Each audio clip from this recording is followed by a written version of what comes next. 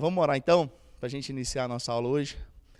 Pai querido, muito obrigado, Senhor, por até aqui o Senhor ter nos ajudado, até aqui o Senhor ter nos abençoado.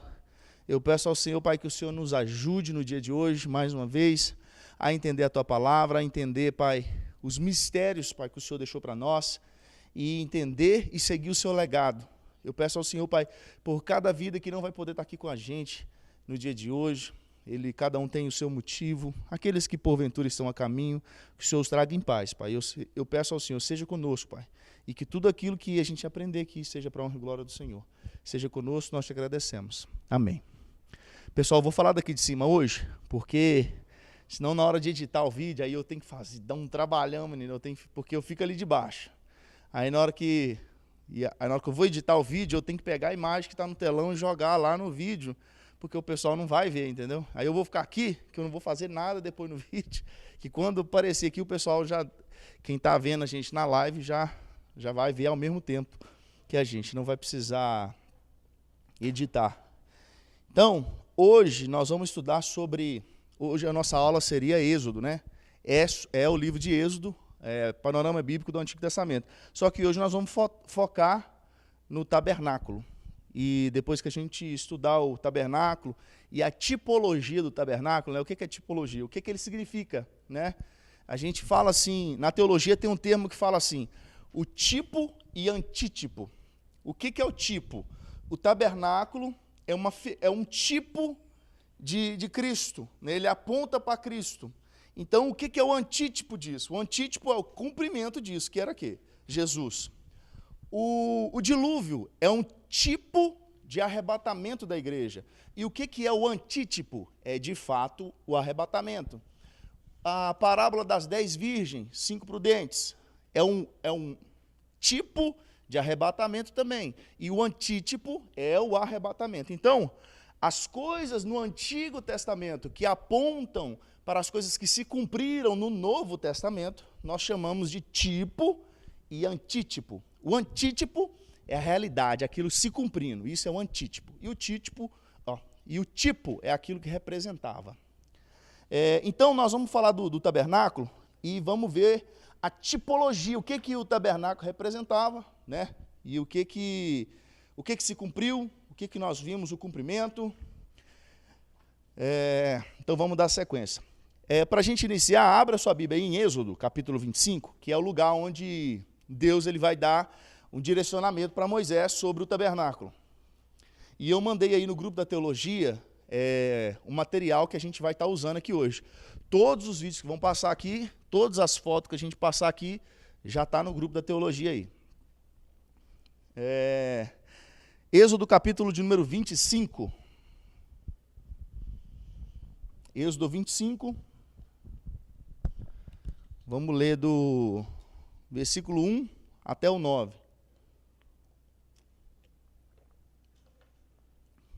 Diz assim: Disse o Senhor a Moisés: Fala aos filhos de Israel que me tragam oferta de todo homem cujo coração o mover para isso. Dele recebereis minha oferta. Esta é a oferta que dele recebereis: ouro, prata, bronze e estofo azul, e púrpura, carmesim, e linho fino, e pelos de cabra, e peles de carneiro, tinta de vermelho, e peles finas, e madeira de acácia, azeite para a luz, especiarias para o óleo de unção e para o incenso aromático, pedras de ônix e pedras de engaste, para a estola sacerdotal e para o peitoral.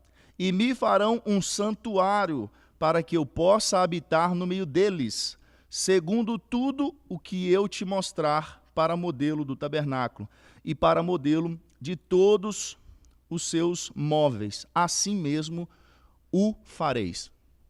Amém. Ô Ítalo, solta mais um pouquinho esse vídeo, até o tabernáculo ele encher a tela toda, mais ou menos assim. Aí, beleza. Fechou. Só para deixar essa imagem aí. Então, pessoal, antes da gente falar do tabernáculo, eu queria só falar algo aqui antes do tabernáculo. A gente sobe aqui em cima que parece que eu vou pregar hoje. Meu Deus e meu pai. Já nem gosta, né? Antes da gente entrar no tabernáculo, vamos saber o porquê do tabernáculo. Vamos só dar uma relembrada na história bíblica. A história bíblica, cara, ela é o seguinte. A gente entende que a história bíblica ela inicia onde? Lá no Éden, né? Nós temos ali... há quem diga que fala assim, no período da graça, Deus trata o homem com graça. No período da lei era só a lei, mas não existe desvincular a graça e a lei. Onde tinha graça, tinha lei também. E hoje que existe, antes que era lei, tinha graça também. Então a lei e a graça estão intimamente relacionadas, não tem jeito de tirar um do outro. Por exemplo, o Antigo Testamento a gente trata que era o período do quê? Lei, correto? Antigamente lei. Porém, quando a gente vê de cara o Jardim do Éden, ali é graça pura. Por quê? O que é graça? Graça, bem resumido, é favor imerecido.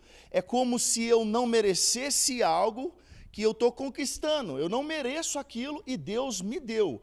Graça também pode ser o seguinte, eu não receber aquilo que eu mereço, porque se Deus olhar para nós e ver o que nós merecemos nada de bom. Então Deus vem com a graça e Ele dá algo diferente do que aquilo que eu mereço.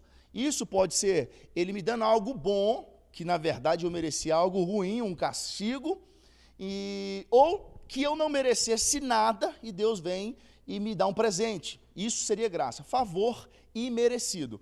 Então nós vemos graça no Jardim do Éden. Por quê? A Bíblia fala que Deus plantou um jardim no Éden. Ele plantou um jardim no Éden. Essa ideia de plantou é de realmente revirar a terra. Ele colocou as mãos dele, ele plantou um jardim no Éden, pegou o homem que já tinha criado e pôs no Éden. Ou seja, o Éden não foi feito para o homem. Aliás, o homem não foi feito para o Éden. O Éden foi feito para o homem. Porque Deus criou, plantou um jardim, pegou o homem que ele já tinha criado e colocou lá. Ou seja, o jardim é para atender o homem. Não é que o homem foi criado porque Deus tinha feito um jardim.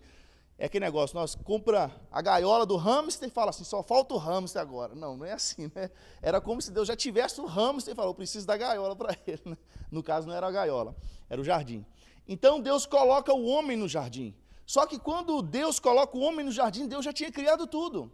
Então as árvores frutíferas já tinham nascido, já tinham crescido, a terra ela produzia, simplesmente ela produzia. Era a ordem de Deus, a terra ela produzia. O homem não chegou lá, ele não teve que fazer nada, ele não teve que plantar, esperar a árvore crescer para poder colher. Ele chegou lá e Deus falou assim, cara, você está vendo isso aqui? Tudo isso é para você. A única coisa que você não vai comer é dessa árvore aqui, do fruto do conhecimento do bem e do mal. Do bem e do mal. Mas o resto, tudo você vai poder provar. Ou seja, o homem não plantou nada e ele chegou lá para colher tudo. Ou seja, isso é o quê? Graça. Então ele não merecia. Isso a gente vê repetindo isso. Quando Israel vai conquistar a Canaã, Deus fala com ele, vocês vão chegar em Canaã, vocês vão ver lá poços que vocês não cavaram, vocês vão ver animais que não foram vocês que cuidaram, vão ter árvore que vocês não plantaram, casas que vocês não construíram, ou seja, era tipo um outro jardim que Deus estava colocando o homem. Chegou lá, estava tudo pronto, ele só usufruiu. Isso é o quê? Graça de Deus. Então, aí nós conhecemos a história que o homem, o que acontece? Ele cai. O homem cai ali no jardim e a partir daquele momento há um racha entre Deus e o homem, porque até aquele momento o homem era o quê? Era um ser sem pecados. Então ele tinha condição de ter uma conversa tete a tete com Deus, tanto que acontecia isso. Ao virar do dia, Deus estava no jardim e ele conversava com o homem.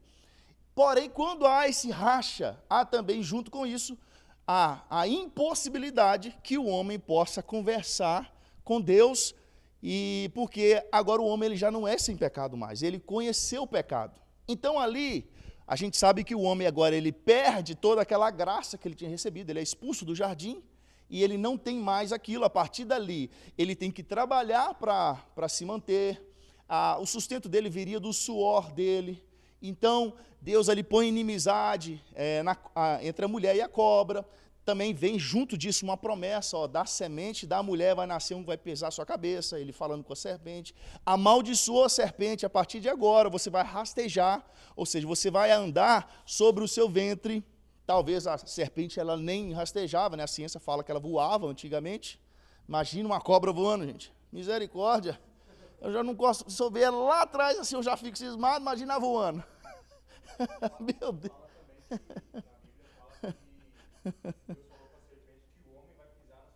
Isso. Ele falou, da semente da mulher vai nascer um que vai pisar a sua cabeça. E você vai lhe ferir o calcanhar. Falando que é da serpente, né? Que seria o que aconteceu Jesus, a crucificação e tal, né? Aí a gente vê que ali o homem agora ele é lançado fora do jardim. Deus coloca querubins agora na porta do jardim para que o homem não volte ali. Por quê? O homem ele precisava se retratar daquilo que tinha acontecido. Então, a partir dali, nós vemos um Deus e um homem que foram separados. Aliás, é o homem que separou. Deus, ele não tinha agora a condição mais de se revelar para o homem, porque o homem mais ele não tinha condição disso. Aí Deus ele traça um plano. Eu quero ainda continuar me relacionando com o homem, porém eu preciso me mostrar com a minha glória diminuída, não na totalidade, para que o homem relacione com ele. Só que eu não posso me mostrar como eu mostrava, eu não posso vir para o homem como eu vinha no jardim, porque o homem agora ele não tem condição mais disso. Então, aí a gente sabe a história ali, Adão sai e tal, e vem a história toda, Abraão, pai da fé, aquele negócio todo, José, Abraão, Isaac, Jacó, José, e depois chega Moisés, chega a lei, período da lei, e o povo é resgatado lá do Egito. Deus agora, o que ele fala? Ele fala assim, Moisés, eu quero caminhar com o meu povo, eu quero estar no meio do povo, então faz uma casa para mim. E nesse momento, velho, olha qual que era a situação. O povo de Deus, eles estavam vivendo em tendas, porque eles tinham saído do Egito, e eles agora estavam caminhando, e aonde nós sabemos que tinha uma nuvem, a coluna de fogo que acompanhava eles, onde a nuvem parava, eles levantavam ali um acampamento. Eles faziam o acampamento, ficavam ali algum tempo, talvez dias, talvez anos, a gente não sabe, paravam ali, faziam o acampamento. Então Deus fala com Moisés, Moisés, eu quero caminhar junto com vocês, faz para mim uma casa, e essa casa, toda vez que vocês levantar acampamento, leva a minha casa junto, porque eu quero habitar no meio de vocês. Você vê, olha o que Deus fez, velho. Deus saiu lá da glória dele, né? Imagina um rei que ele tem no seu palácio, ele é o rei maioral, não tem ninguém acima dele, ele governa tudo, é dono de tudo. Aí, a partir dali, acontece um racha naquele reino, que os seus súditos não podem mais estar com o rei, porque não são dignos de estar com o rei. O rei, o que ele faz? Ele sai da posição dele de rei para andar lá com o povo agora. Você vê que doideira. Deus ele sai da posição de soberano, Senhor, Criador de todas as coisas, para começar assim, não, eu quero habitar no meio de vocês, eu quero estar com vocês. Não é como se Deus ele fosse um cara que estivesse sozinho, sem ninguém, sem nada para fazer, não. Ele queria se relacionar com o homem. Então Deus, ele fala o seguinte, Moisés, faz para mim uma casa, porque eu quero habitar nessa casa. E aqui no capítulo 25, nós lemos, falando que Deus falou assim, e o povo vai me trazer oferta, que vai ser ouro, prata, bronze, e ele vai falando, carmesim, púrpura, pele de cabra, de onde vieram todas essas riquezas? Vocês lembram? Que quando eles saem do Egito, eles saem com riqueza. E isso é uma promessa que estava lá em Gênesis capítulo 15, quando Deus fala com Abraão, Abraão, o povo, essa terra é de vocês, mas vocês vão peregrinar, a sua descendência vai ficar por 400 anos, vão ser feitos escravos, depois de 400 anos vocês vão retornar para cá, só que vocês vão sair com riquezas, de onde vocês saírem, que era de onde? Saíram do Egito, saíram com riquezas. Aí quando eles chegam agora, um povo que saiu lá do Egito, saiu corrida, era um povo escravo, e eles saem com riquezas, chega no deserto, Deus fala assim, eu quero que constrói uma tenda para mim.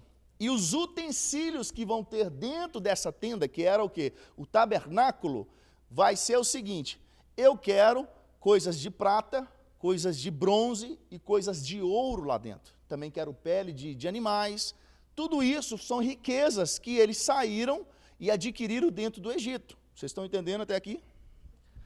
Então, eu falo isso na hora da pregação, está aqui comigo todo mundo. Então, aí o homem, ele agora, o povo está ali no deserto, e Deus fala assim, faz uma casa para mim.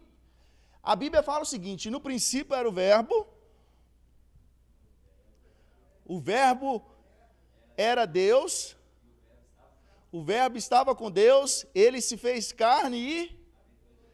Essa palavra habitou, quando a gente vai lá para o original, no grego, fala assim, e o verbo tabernaculou entre nós. O que é tabernacular? Fazer morada, habitar no meio do povo, que é, habitou no meio de nós. Mas o original vem trazendo para nós a palavra tabernacular, ou seja, fazer morada. Então, o que vocês estão vendo aqui, agora nós já vamos entrar de fato no tabernáculo. Eu queria só vocês lembrar que o homem estava numa posição de comunhão com Deus, no Éden, ele perde isso, Deus vem trazendo o homem, fazendo promessas, pega ali Abraão, antes de Abraão, ele pega lá Enoque, Noé, vem Abraão, depois Isaac, Jacó, José, Moisés, ele vem confirmando a promessa até chegar em Moisés e falar assim, Moisés, faz a casa para mim agora. Isso aqui que vocês estão vendo é o tabernáculo. Eu esqueci, eu ia trazer. Eu tenho 3 livros lá em casa. Fala assim, um tabernáculo de Moisés, tabernáculo de Davi e tabernáculo de Salomão. Eu tenho esses 3 livros. Por que são diferentes, né? Porque o de Moisés era esse, que é um tabernáculo que era tendas, era desmontável, onde eles paravam, eles montavam esse tabernáculo. Deixa eu tirar isso aqui do meio, que talvez vai atrapalhar o pessoal na live. Então, nós temos aqui o tabernáculo de Moisés. O que a gente está vendo aqui é o seguinte, essa parte aqui, ó, essa parte aqui, é o pátio o tabernáculo ele era formado de 3 partes. Essa parte aqui de fora, aqui, ó, seria o átrio, ou o pátio central. O pátio, aqui era a entrada. Entrava aqui o pátio, já tinha uns utensílios aqui no pátio. Aqui dentro, não dá para ver aqui, mas era separado no meio. A primeira parte era o lugar santo, e dentro, lá mais no fundo, era o santo dos santos. Agora o Ítalo vai pôr para nós um vídeo. Na verdade, nós vamos ver 3 vídeos agora, um atrás do outro. E esses 3 vídeos vai dar na média de 20 minutos, os 3. Mas aí depois desses 3 vídeos, que a gente vai voltar aqui, esses vídeos eles são assim, são ilustração, só para a gente ver como que funcionava o tabernáculo, como que era o tabernáculo por dentro, como é que ele foi montado. Aí depois a gente vê esse vídeo, nós vamos voltar aqui para a gente falar sobre o tabernáculo de fato. Qual que é a base mais ou menos de tamanho assim? Porque essa foto também me confunde, é uma coisa pequena? É grande, bem grande. Vou passar as medidas na hora que a gente estiver falando do tabernáculo. Mas é bem grande, é bem grande. Na hora que ele soltar o vídeo, você vai ter uma ideia agora, porque vai aparecer as tendas do povo ao redor do tabernáculo, ele é bem grande. Só um minutinho, Ítalo.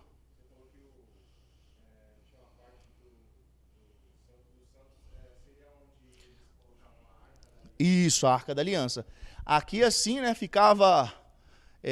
aqui é aquela parte que fala assim, o fogo arderá continuamente no altar e não se apagará. O altar, aqui a bandeja para que eles se lavavam as mãos, aqui dentro tinha o candelabro, a mesa com os pães, e aqui dentro a Arca da Aliança, dentro do Santo dos Santos. Só o sumo sacerdote, uma vez no ano, que ele entrava lá dentro. Aí nós vamos ver como que era por dentro agora. Pode soltar aí, Ítalo, fazendo favor.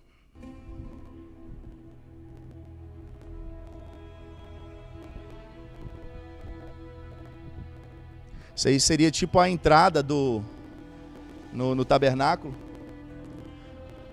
Ali tem um camaradinho ali preparando o sacrifício.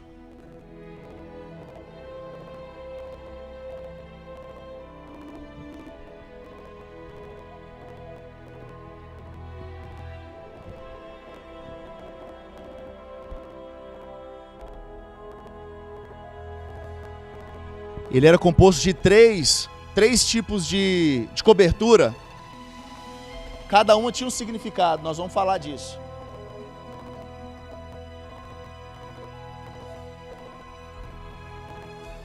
Esse aí é a parte do lugar santo, e aquele ali seria o véu, aquilo ali. Esse é o candelabro, ou menorá, a mesa da preposição. o altar, queimava incenso. Isso aí é o véu. Atrás desse véu seria o Santo dos Santos, que está a Arca da Aliança. E dentro da Arca da Aliança tem 3 itens, né?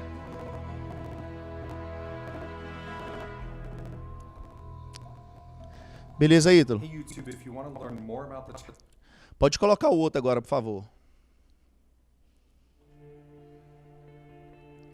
Esse aí é tipo... É parecido com o que a gente viu anterior, mas é só pra gente ver, ficar mais fácil pra gente entender. Aliás, esse aí tá falando dos panos, né? Que era a cobertura do tabernáculo, como que deveria ser feito. Each sheet must be 42 feet long and 6 feet wide. All 10 sheets must be exactly the same size. Join 5 of these sheets together into one. Todos do mesmo tamanho, Join the other 5. e eles colocavam todos juntos. Put loops of blue yarn along the edge of the last sheet. Eles faziam, ó, eles costuravam tudo junto, e isso aí seria uma das coberturas do lugar santo Then make e do Santo dos Santos, né? clasps to fasten the loops of the 2 sets of sheets together, making the tabernacle a single unit. Make heavy sheets of cloth from goat hair to cover the tabernacle. There must be 11 of these sheets, each 45 feet long and 6 feet wide. All 11 of these sheets must be exactly the same size. Join 5 of these together into one set and join the other 6 into a second set. The 6th sheet of the second set is to be doubled over at the entrance of the sacred tent. Put 50 loops along the edge of the last sheet in each set and fasten them together with 50 bronze clasps. In this way, the 2 sets will become a single unit. An extra half sheet Mesma coisa, juntavam todas aquelas partes para fazer um grande pano, né, vamos assim dizer, que seria a segunda cobertura. on each side. On top of these coverings, place a layer of tanned ram skins, and over them put a layer of fine goat skin leather. This will complete the roof covering. Beleza, Ítalo, obrigado. Pode colocar o outro de uma vez também, Ítalo? Esse outro aí que ele é maiorzinho, ele é uns 12 minutos, e ele vai mostrar para nós como que era construído o tabernáculo, como que era feito, o passo a passo. 2 tenons shall there be in one board, set in order one against another. Thus shalt thou make for all the boards of the tabernacle. And thou shalt make the boards for the tabernacle, 20 boards on the south side southward. And thou shalt make 40 sockets of silver under the 20 boards, 2 sockets under one board for his 2 tenons, and 2 sockets under another board for his 2 tenons. And for the second side of the tabernacle on the north side, there shall be 20 boards, and there are 40 sockets of silver, 2 sockets under one board, and 2 sockets under another board. And for the sides of the tabernacle westward, thou shalt make 6 boards. And 2 boards shalt thou make for the corners of the tabernacle in the 2 sides. And they shall be coupled together beneath, and they shall be coupled together above the head of it unto one ring. And they shall be 8 boards, and their sockets of silver, 16 sockets, 2 sockets under one board, and 2 sockets under another board. And thou shalt make bars of shittim wood, 5 for the boards of the one side of the tabernacle, and 5 bars for the boards of the other side of the tabernacle, and 5 bars for the boards of the side of the tabernacle, for the 2 sides westward. And the middle bar in the midst of the board shall reach from end to end. And thou shalt overlay the boards with gold, and make their rings of gold for places for the bars, and thou shalt overlay the bars with gold. And thou shalt rear up the tabernacle according to the fashion thereof which was showed thee in the mount.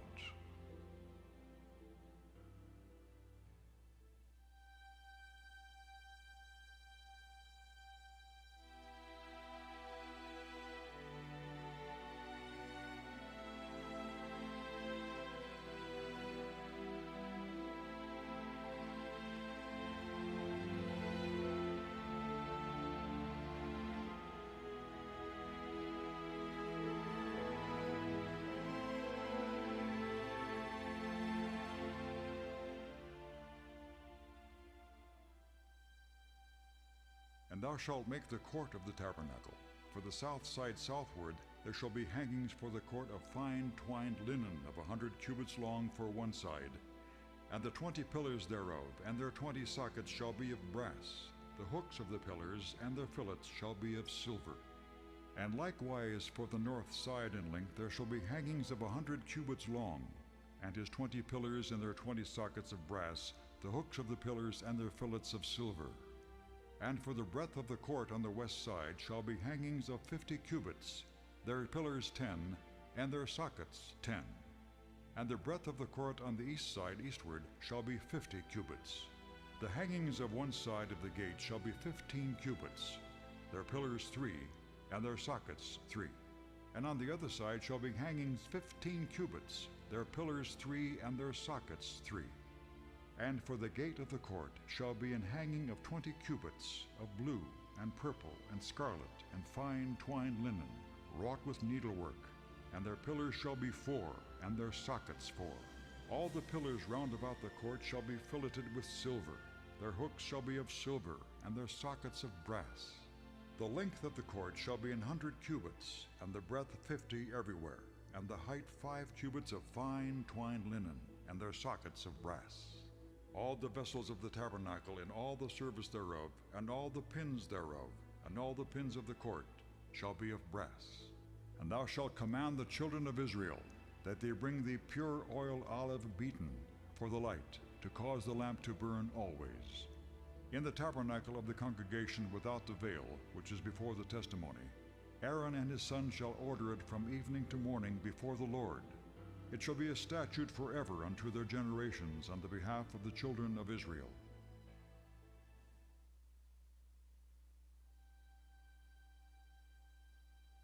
And thou shalt make an altar of shittim wood, 5 cubits long and 5 cubits broad.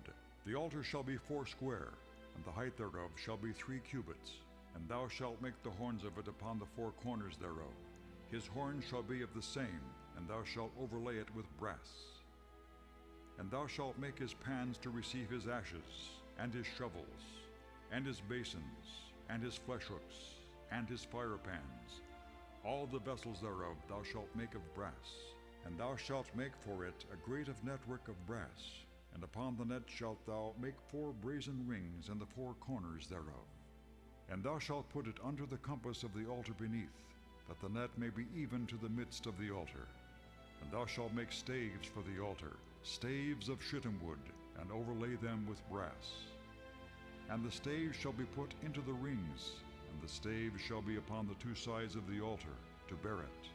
Hollow with boards shalt thou make it, as there was showed thee in the mount, so shall they make it.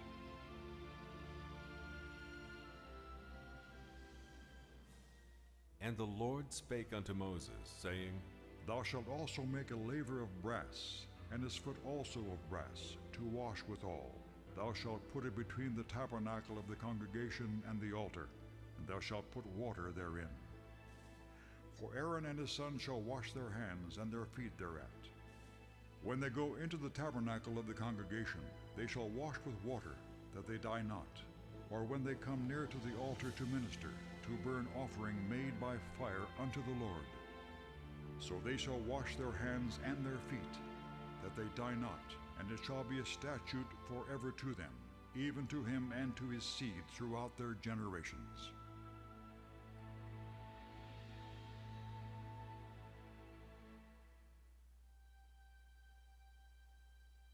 And thou shalt make a candlestick of pure gold. Of beaten work shall the candlestick be made, his shaft and his branches, his bowls, his knops, and his flowers shall be of the same.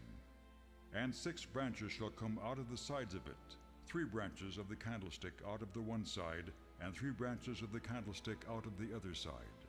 3 bowls made like unto almonds, with a knop and a flower in one branch.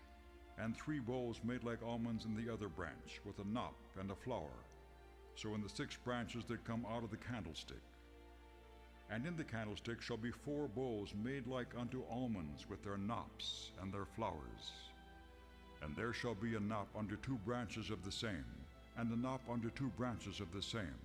and a knop under 2 branches of the same, according to the 6 branches that proceed out of the candlestick. Their knops and their branches shall be of the same. All it shall be one beaten work of pure gold. And thou shalt make the 7 lamps thereof, and they shall light the lamps thereof, that they may give light over against it. And the tongs thereof, and the snuff dishes thereof, shall be of pure gold. Of a talent of pure gold shall he make it with all these vessels. And look that thou make them after their pattern, which was showed thee in the mount.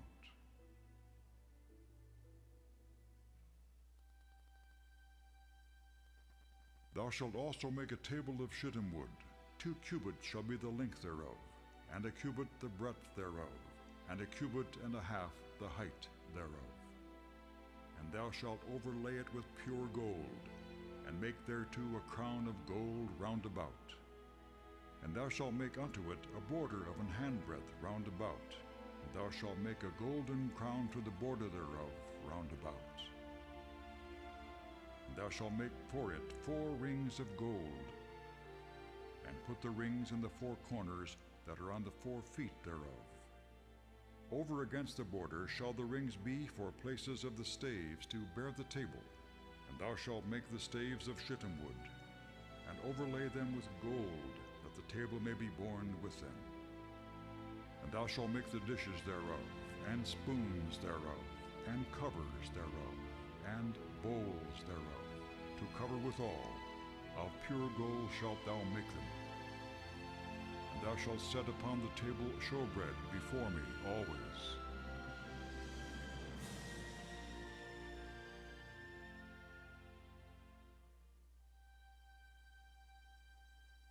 And thou shalt make an altar to burn incense upon. Of shittim wood shalt thou make it. A cubit shall be the length thereof, and a cubit the breadth thereof. 4 square shall it be, and 2 cubits shall be the height thereof. The horns thereof shall be of the same. And thou shalt overlay it with pure gold, the top thereof, and the sides thereof round about, and the horns thereof. And thou shalt make unto it a crown of gold round about. And 2 golden rings shalt thou make to it under the crown of it, by the 2 corners thereof. Upon the 2 sides of it shalt thou make it, and they shall be for places for the staves to bear it withal.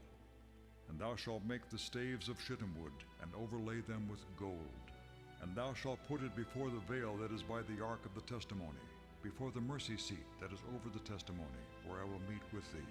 And Aaron shall burn thereon sweet incense every morning. When he dresseth the lamps, he shall burn incense upon it.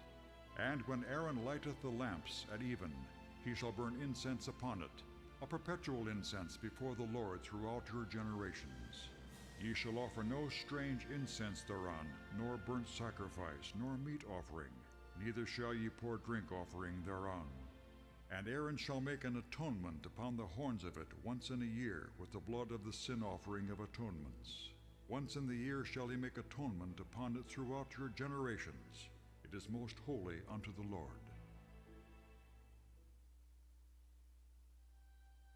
And the Lord spake unto Moses, saying, And they shall make an ark of shittim wood. 2 cubits and a half shall be the length thereof, and a cubit and a half the breadth thereof, and a cubit and a half the height thereof. And thou shalt overlay it with pure gold. Within and without shalt thou overlay it, and shalt make upon it a crown of gold round about. And thou shalt cast 4 rings of gold for it, and put them in the 4 corners thereof, and 2 rings shall be in the one side of it, and 2 rings in the other side of it. And thou shalt make staves of shittim wood, and overlay them with gold. And thou shalt put the staves into the rings by the sides of the ark, that the ark may be borne with them. The staves shall be in the rings of the ark, they shall not be taken from it. And thou shalt put into the ark the testimony which I shall give thee. And thou shalt make a mercy seat of pure gold. 2 cubits and a half shall be the length thereof, and a cubit and a half the breadth thereof. And thou shalt make 2 cherubims of gold. Of beaten work shalt thou make them in the 2 ends of the mercy seat. and make one cherub on the one end, and the other cherub on the other end. Even of the mercy seat shall ye make the cherubims on the two ends thereof. And the cherubims shall stretch forth their wings on high, covering the mercy seat with their wings, and their faces shall look one to another. Toward the mercy seat shall the faces of the cherubims be. And thou shalt put the mercy seat above upon the ark, and in the ark thou shalt put the testimony that I shall give thee.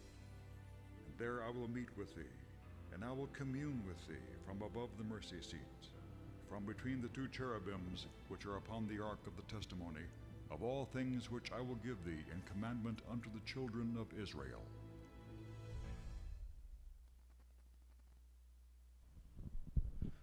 Fechou. Ô Ítalo, volta aquele primeiro e deixa só o tabernáculo lá, fazendo favor.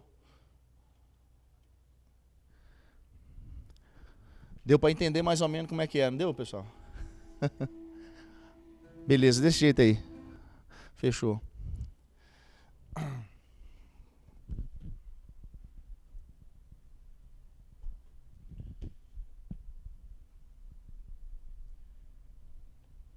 Então agora nós vamos falar do significado de cada coisa que a gente viu aqui no tabernáculo. Nesse último vídeo aí só faltou um negócio, na verdade faltou duas coisas. Quando eles mostraram a Arca da Aliança, eles só mostraram as tábuas, né, lá dentro. Mas só que lá está maná, também tem o maná e o que mais? A vara de Arão, isso aí, a vara de Arão que floresceu. Então está lá, ele falou assim do testemunho só, né, que está lá dentro. E está lá as tábuas da lei, está o maná e está a vara de Arão. Isso, inclusive, dá assim uma, como se diz, uma pregação forte, né? Porque é o seguinte, quando a gente fala a Arca da Aliança, o sangue ele era derramado sobre a Arca da Aliança. A Arca da Aliança, o sumo sacerdote, ele despejava o sangue ali em cima, no altar, no propiciatório. E era como se o sangue cobrisse, simbolicamente o sangue, ele tapava os olhos de Deus para o pecado do povo. Era isso que estava acontecendo. Isso era a simbologia disso. Tanto que quando João ele vê Jesus, ele fala assim, que aquele lá era o Cordeiro Santo que tira, que remove o pecado do mundo. Ou seja, ele não cobria pecado, ele removia pecados. Então, nós víamos também como é que fala?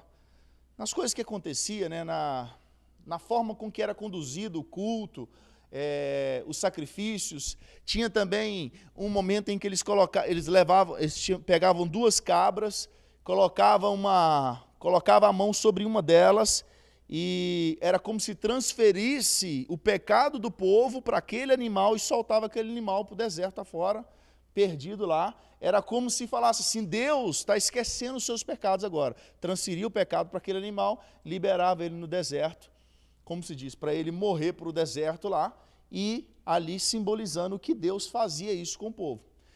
Quando eu falo que dá uma pregação top, é porque é o seguinte, o que tinha dentro da Arca da Aliança?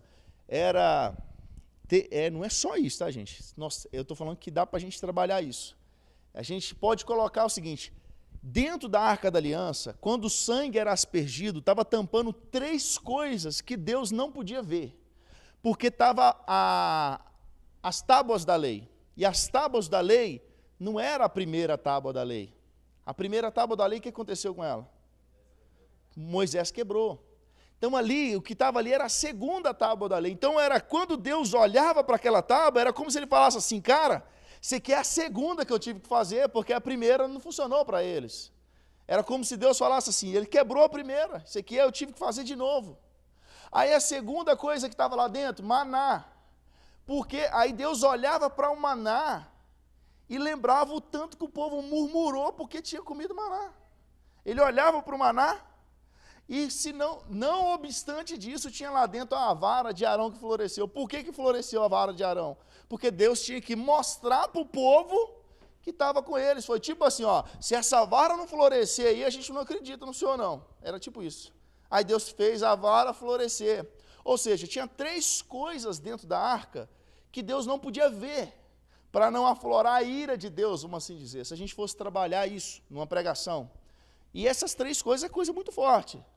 Então, trabalhando aqui agora, questão do tabernáculo, vamos falar do tabernáculo. Hebreus capítulo 8, versículo 5 diz assim, ó, ele não diz assim, ele fala sobre sombra das coisas celestiais. É igual eu falei do tipo e o antítipo. O tabernáculo ele apontava para alguma coisa. E a gente vai ver o que ele apontava. No capítulo 25 de Êxodo, a gente viu que Deus ele solicitou a Moisés que fizesse para ele um santuário. Capítulo 25, versículo 8. E me farão um santuário para que eu possa habitar no meio deles. Como que era montado? Ô Ítalo, tem uma foto aí do tabernáculo. Põe aí a 4ª foto aí, só para eu ver se aparece as tendas do lado aqui. Não, a outra. Não, pode voltar naquele do vídeo lá mesmo. Acho que não tem a foto aí não. Não tem aí não. Eu não coloquei não, esqueci. Mas como que o tabernáculo ele era montado? Pode deixar desse jeito aí, Ítalo. Ele era montado assim, eu já comentei disso aqui, 3 tribos ficavam desse lado, 3 tribos ficavam aqui desse lado, 3 tribos aqui e 3 tribos aqui no final, aqui atrás, totalizando 12 tribos e mostrando que Deus ele queria estar no centro do povo, ele estava lá no meio do povo. Então, o tabernáculo, que era a casa de Deus, a habitação de Deus, era no centro do povo. Então, o tabernáculo, ele foi feito de tenda e ele era desmontável. E aconteceu isso, montagem e desmontagem desse tabernáculo, cerca de 40 vezes aconteceu isso no período que o povo ficou no deserto. Então, e o tabernáculo, ele precisava ser feito assim, cara, na medida certinho. E Deus, ele dá as instruções no capítulo 31 de Êxodo. Ele vai dar a instrução, tudo, cara. Deus falava a cor, o tamanho, qual material, tudo certinho. Não tinha nada que eles decidiram. Tudo foi melindrosamente determinado e escolhido por Deus. E assim, as medidas que eu vou falar com vocês aqui, eu vou falar em metros, mas a Bíblia vai trazer essas medidas em côvados. Vocês sabem qual que é a medida de um côvado? Qual que é o tamanho de um côvado?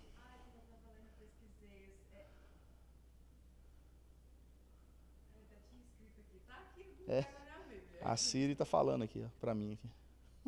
A minha Siri, que ela gosta de falar. A Siri. O côvado, ele tem uma medida mais ou menos de 50 centímetros, um côvado. Como é que é medido o côvado? Ele é medido daqui do cotovelo até a ponta do dedo, é daqui até aqui. Isso é um côvado de um homem adulto. Então, ele podia variar ali de 43 até 50. Ficava dentro dessa faixa aí, o côvado, dependendo. Hã? Naquela época era como se fosse um palmo, né? Tipo isso. Ou um pé, né? Então, aí a gente inicia, vamos entrar agora para dentro do tabernáculo. Quando a gente chegava no tabernáculo, o tabernáculo ele tinha essa área de fora aqui, ó, tinha 50 metros por 25 metros, 50 por 25, o tamanho dessa área aqui. E a altura isso aqui era material, que era um tipo de pano, né? Um pano que tapava ali, ele tinha uma altura de 2,5 metros, e isso era de linho fino, assim, top, material top, tinha 2,5 metros de altura. E depois que a gente terminar a aula, esse material que eu estou usando aqui, eu vou passar para vocês, isso é um material aqui, sobre o tabernáculo, cara, tem tudo, eu vou passar para vocês depois. E ele tinha 60 colunas aqui, ó. Essas colunas, esses postes aqui, ó, que ficavam ao redor do tabernáculo, tinha 60 colunas, o tabernáculo. Então, ao redor dele tinha linho fino, branco, que simbolizava o quê? Pureza e santidade. Gente, tudo no tabernáculo, 100% do tabernáculo simboliza alguma coisa. Tudo. Porque nada foi decidido pelo homem, tudo Deus decidiu. Então, tudo no tabernáculo tem um significado. Vai ter coisas que vocês vão pensar que é até forçação de barra, mas tem um significado, tudo no tabernáculo. E, obviamente, a galera naquela época, eles não tinham essa revelação que nós temos. Não é porque nós estamos melhor que eles, é porque depois disso veio muito mais coisas que foram encaixando. E a gente consegue ter, a gente tem um conhecimento muito mais profundo que o de Moisés. Que eu falo assim, da teologia. Moisés, Deus falava com ele face a face, né? E Deus ainda deu a lei para ele, e abençoou a memória do homem, para ele passar aquela lei toda limpo, entendeu? Então, assim, foi um trem excepcional, divino mesmo. Mas eu falo, a revelação nossa é muito mais abrangente hoje, porque nós vimos depois dele todos os profetas, vimos os evangelistas, vimos Jesus, vimos todos os apóstolos, essa galera toda. Então, a revelação ela é muito maior para nós do que foi para esses camaradas. Por quê? Isso eu vou falar no final. Vocês me lembram. Por que a gente não ensina, a gente não judaiza a igreja, não ensina sobre os itens dentro do tabernáculo? Vocês me lembram disso no final. Então, o tabernáculo, ele era cercado com um pano, né, um linho branco, que simbolizava pureza e santidade. E ele era sustentado por 60 colunas. Quando a pessoa que estava do lado de fora, todas as tribos, as pessoas que estavam de fora, elas não conseguiam ver do lado de dentro do tabernáculo, justamente pela altura do pano que tampava, 2,5 metros. E a não ser que eles subissem a alguma parte mais alta para poder olhar lá dentro, mas normalmente não se conseguia ver lá dentro. Então, quando você olhava para o tabernáculo, você não via nada demais. Você via um pano branco assim, algo ao redor. Era como se não tivesse beleza nenhuma. Você não tinha ideia do que estava lá dentro, você não tinha beleza nem formosura. Aí a gente lembra de quê? De Isaías, quando Isaías está falando sobre Jesus. Isaías 53, 2 e 3, o que ele fala? Não tinha aparência nem formosura, olhávamos, mas nenhuma beleza havia que nos agradasse, era desprezado, e dele não fizemos caso. Então, dentro desse cercado branco aqui, ó, do tabernáculo, que era chamado de átrio ou pátio, mesma coisa. Essa parte aqui do lado de fora, aqui, ó, lá de fora não, do lado de dentro aqui, ó, isso aqui era o pátio ou átrio, tinha o mesmo nome. Ele tinha a medida de 50 metros por 25, só a parte do pátio, tá? Porque isso aqui, gente, ó, isso aqui é o pátio, o tabernáculo é todo o conjunto. Isso aqui é a tenda. Dentro da tenda, ela era separada no meio. Tinha o lugar santo e o lugar santíssimo. E aqui era o pátio. Só o pátio tinha 50 por 25. Só a parte do pátio aqui na frente, ó. 50 por 25.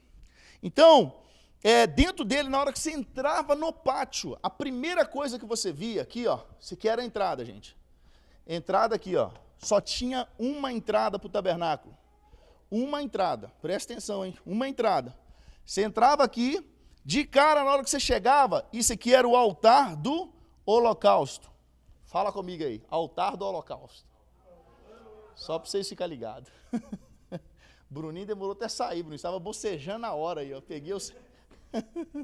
Aí depois do altar do holocausto, nós tínhamos o quê? A pia de bronze. Lembrando que o material que tinha aqui, ó, era bronze. Isso era bronze. Isso aqui também era bronze. Então nós tínhamos o altar do holocausto e tínhamos aqui a pia de bronze, que era a pia cheia de água, o pessoal lavar as suas mãos.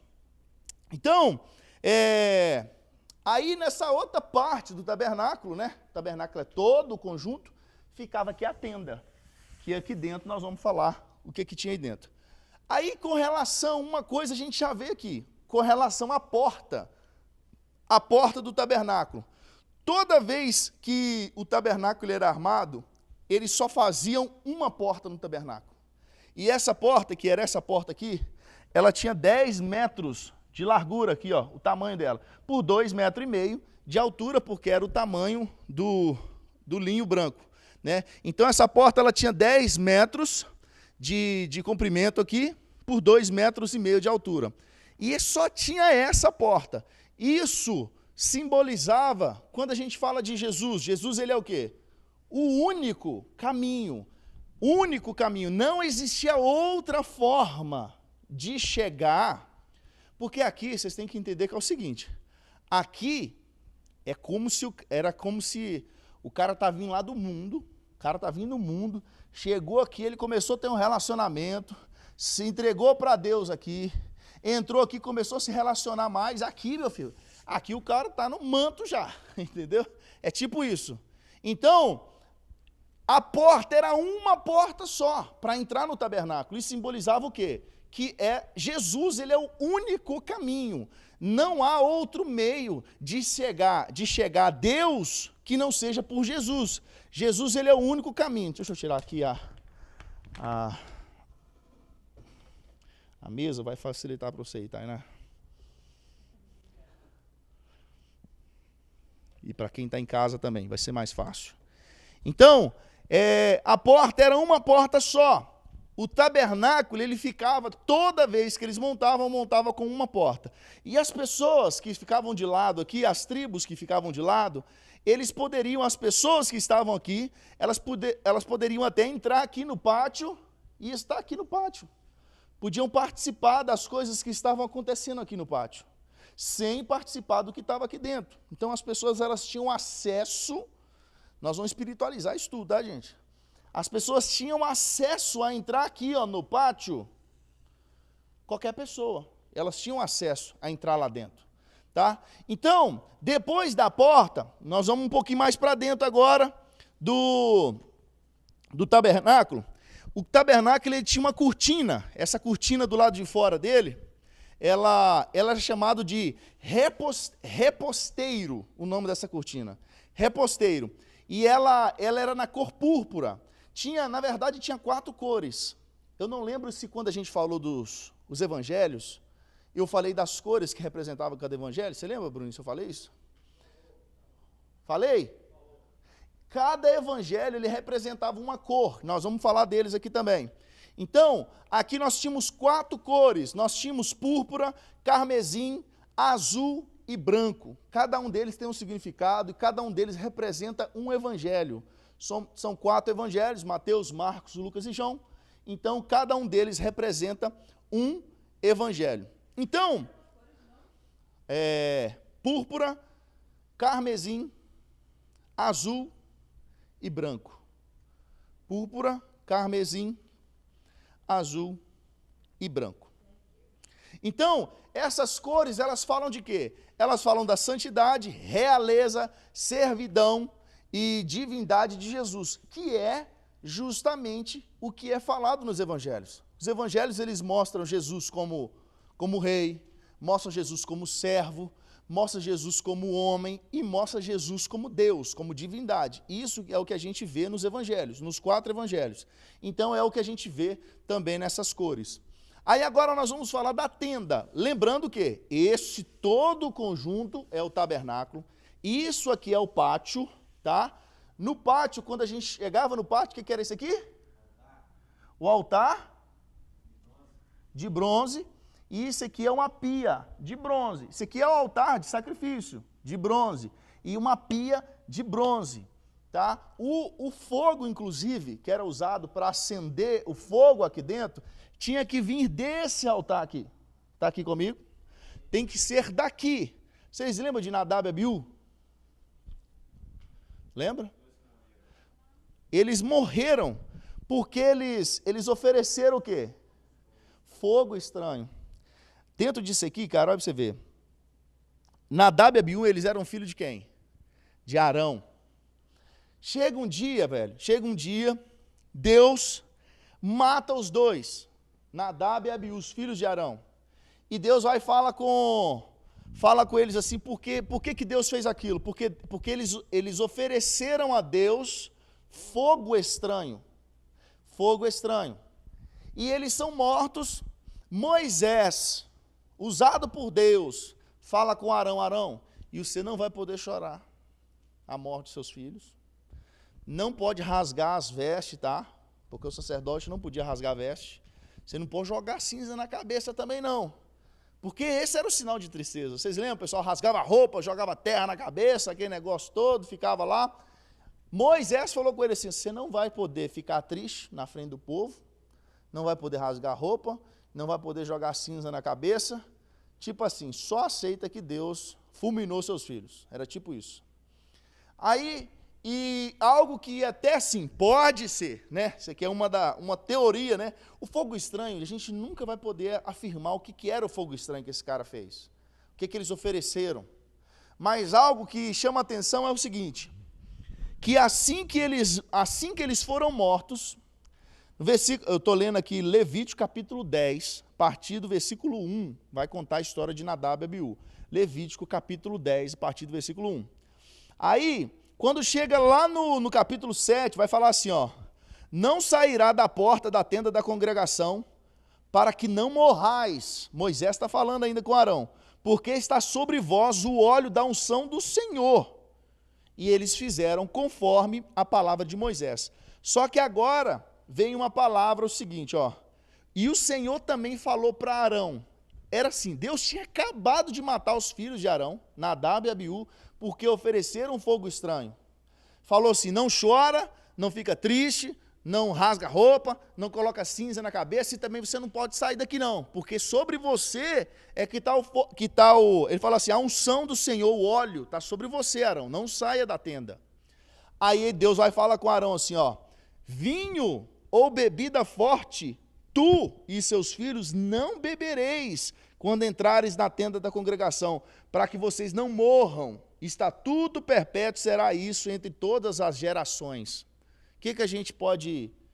O que uma das visões acredita? Que eles estavam bêbados diante do Senhor, na hora de oferecer o sacrifício.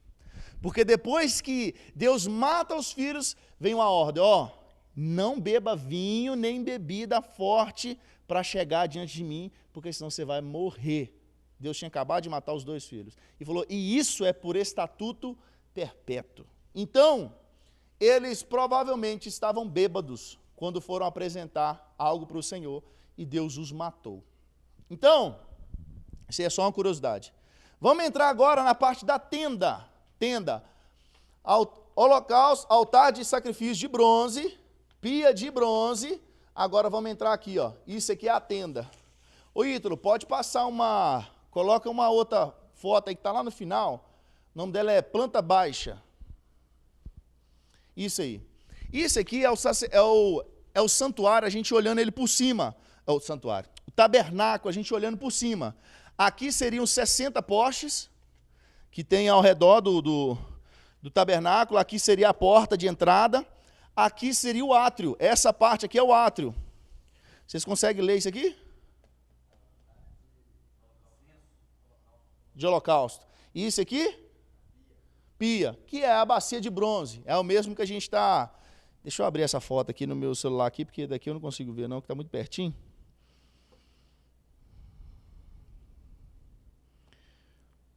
Ok. Então nós temos aqui o altar de holocausto, que era de bronze, e a bacia de bronze. Quando o camarada saía do átrio aqui, ele entrava agora aqui, ó. Essa parte era o santuário, tudo isso aqui era o santuário. Só que o santuário tinha essa divisão aqui, essa parte amarelinha seria o véu, aquele véu que foi rasgado. Vocês estão lembrados? Então, essa parte aqui era o santo dos santos, e aqui era o lugar santo, essa parte aqui, ó. Na hora que a gente entrava dentro do lugar santo, o que a gente via? Na hora que a gente entrava de frente, assim, ó, na nossa esquerda, vamos assim dizer, nós víamos o quê? O candelabro. Vocês lembram? Apareceu o candelabro no videozinho. Candelabro era isso aqui. Quantas hastes que ele tinha? Quantos pontinhos de luz para ligar? 7. Se você encontrar um com 9, ele não é candelabro, chama-se Hanukkah, é outra coisa. O candelabro ele tinha 7. Então nós tínhamos o candelabro aqui. Do lado de cá nós tínhamos o quê? Mesa dos pães, ou mesa da preposição, que tinha aqui os utensílios. E ó, lembrando que quando a gente começa Não, depois nós vamos falar das cores, o que é prata, o que é bronze, o que é ouro. Mas aqui, entramos aqui, na nossa esquerda, candelabro, à nossa direita, mesa dos pães da preposição, e aqui o altar do incenso, que era aqui, quem podia entrar aqui? Aqui. Qualquer pessoa. Mas entrar aqui no lugar santo, só os sacerdotes e o sumo sacerdote também podia estar aqui, né? Mas e aqui? Só o sumo sacerdote. Você vê que vai afunilando, né? Então, quantas horas aí, gente? Que isso? Misericórdia. Esse tempo tá do inimigo. Então, aí nós entrávamos aqui, chegamos aqui, nós temos o véu, e aqui o santo dos santos. O que que nós tínhamos dentro do santo do santo? O que que tem dentro da Arca da Aliança?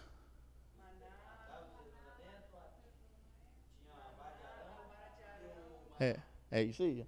3 coisas nós tínhamos dentro do santo do santo. Então, isso tudo é o tabernáculo. Altar de holocausto, bacia de bronze, mesa preposição, candelabro, esse aqui é o altar do incenso, santo dos santos. Aí, por coincidência, que não é coincidência, né? Põe a foto de cima dessa, Ítalo. Olha o que que forma, cara, na hora que a gente ele formava uma cruz. Quando você vê qual o simbolismo e a forma que estavam os elementos dentro do tabernáculo, é justamente essa sequência aqui, ó. Altar de holocausto, bacia, candelabro, incenso, preposição e a Arca da Aliança. Então, formavam uma cruz. Tá? Nós não vamos entrar em tudo isso aqui agora não, porque senão nem vai dar tempo. Mas vocês têm esse material aí.